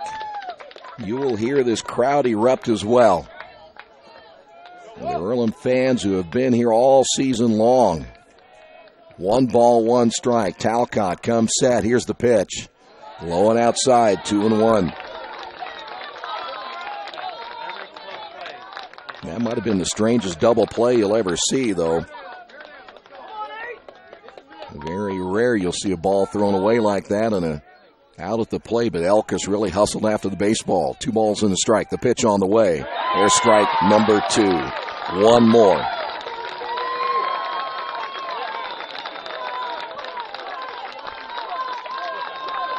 Two balls, 2 strikes, 2 outs. You hear the fans wanting 1 more strike. Talcott comes set. Here's the pitch. That one down the line, but foul. So Hogan will stay alive for 1 more.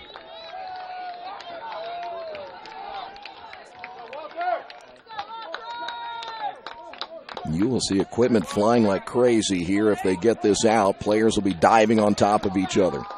2 balls, 2 strikes. Walter comes set. Here's the stretch and the pitch. Up high. 3 balls, 2 strikes.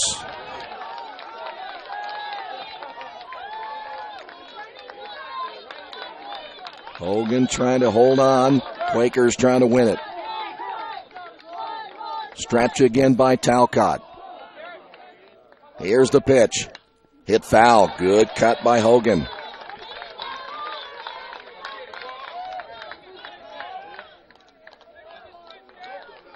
We're going to go right down to the very last pitch right here. 3 balls, 2 strikes, 2 outs, a runner on. And again, Earlham 1 strike away from heading to the NCAA Division III National Tournament. The stretch. The pitch. Popped him up. Right field. That'll do it. Quakers win it. Congratulations to the Earlham Quakers, the Heartland Collegiate Athletic Conference 2017 Tournament Champions. There you see the celebration. The Quakers have done it. They are the champions in the Heartland Collegiate Athletic Conference Baseball Tournament. Ladies and gentlemen, we invite you to remain seated for the announcement of the all-tournament team. We're going to have the all-tournament team announcement. And the award ceremony. We will keep it right here.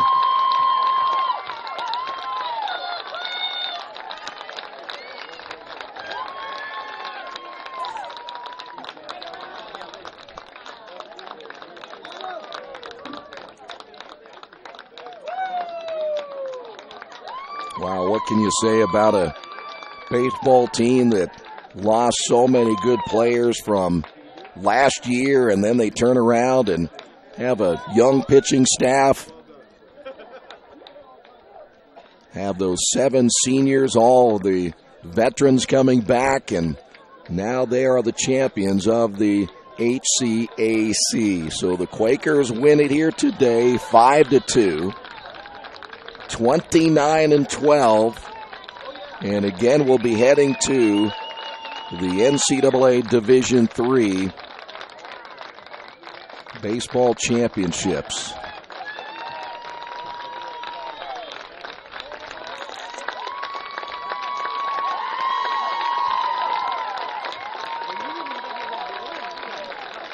They will have the presentation coming up in just a few moments.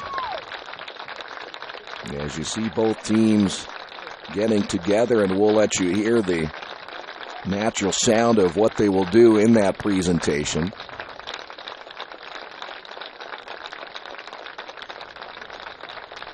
What a year for Steve Sakositz and the Earlham Quakers. Colin Greavy will get the win today. I would imagine they would give the save to Walter Talcott. He pitched 3 solid innings. That's good enough for a save. There you see Steve Sakositz, the head coach. And, of course, celebrating all around. The presentation will be coming up here in just a couple of moments. Well, now the decision is, where do they go? There is some speculation that we'll either head to Illinois or Pennsylvania. Here we go. Team and the most outstanding player for the 2017 HCAC Baseball Championship. Presenting the awards today is the commissioner for the Heartland Collegiate Athletic Conference, Mr. Chris Ragsdale.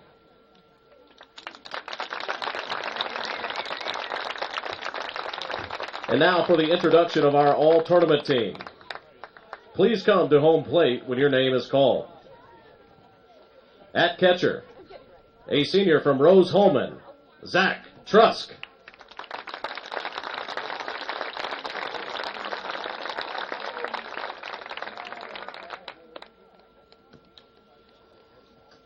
At outfielder, a sophomore from Manchester, Braxton Riley. At outfielder, a senior from Manchester, Chad Schultz. At outfielder, a junior from Mount St. Joseph, Nathan Hunter.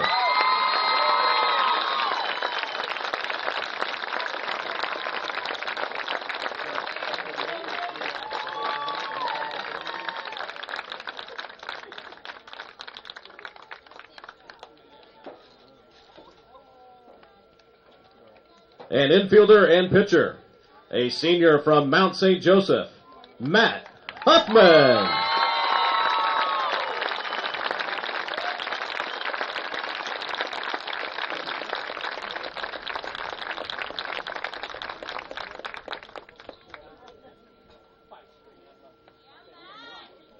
A pitcher, a freshman from Earlham, Kyle Gorman.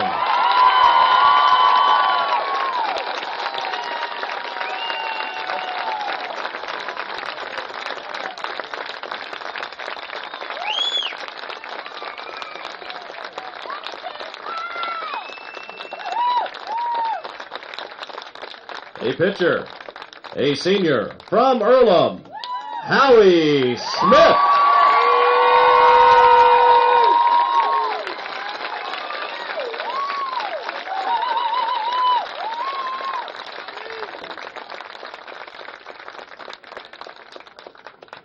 An infielder, a freshman from Earlham, Danny Duck.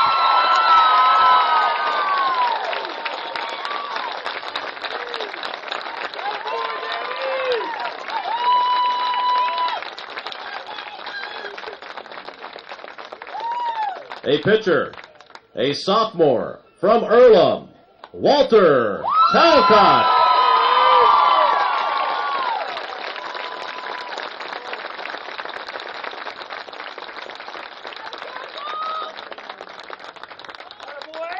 And ladies and gentlemen, the most outstanding player of the 2017 HCAC tournament, an outfielder, a junior from Earlham, Kendall Baker.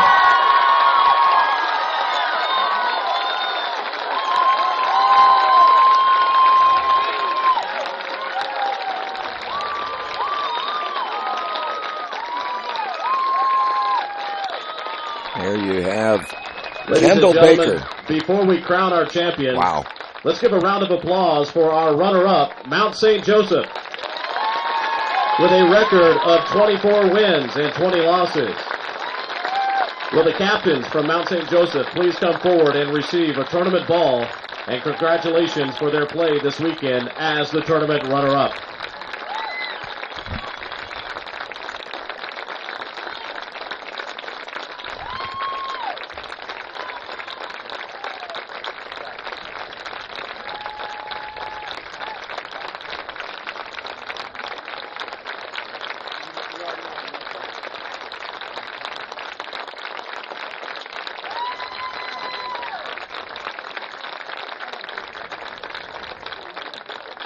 Will Earlham please come forward to accept this year's HCAC Tournament Championship Trophy?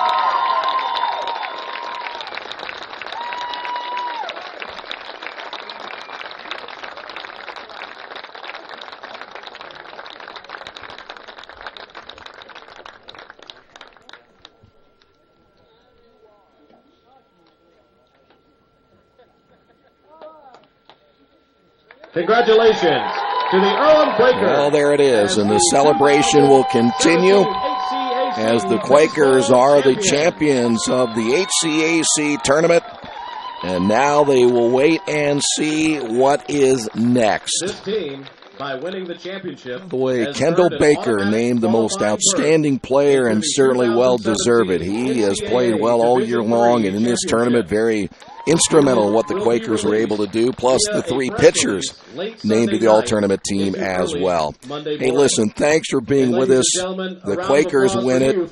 They will advance. We will let you know. Also, check out GoEarlham.com. Mitch Blancaspor will let you know all the information that will be vital to how the NCAA tournament will be and where we will go and everything else. Thanks for being with us. Quakers win at 5-2. This has been the 2017 HCAC Baseball Championship right here in Radio Troy Digital Sports.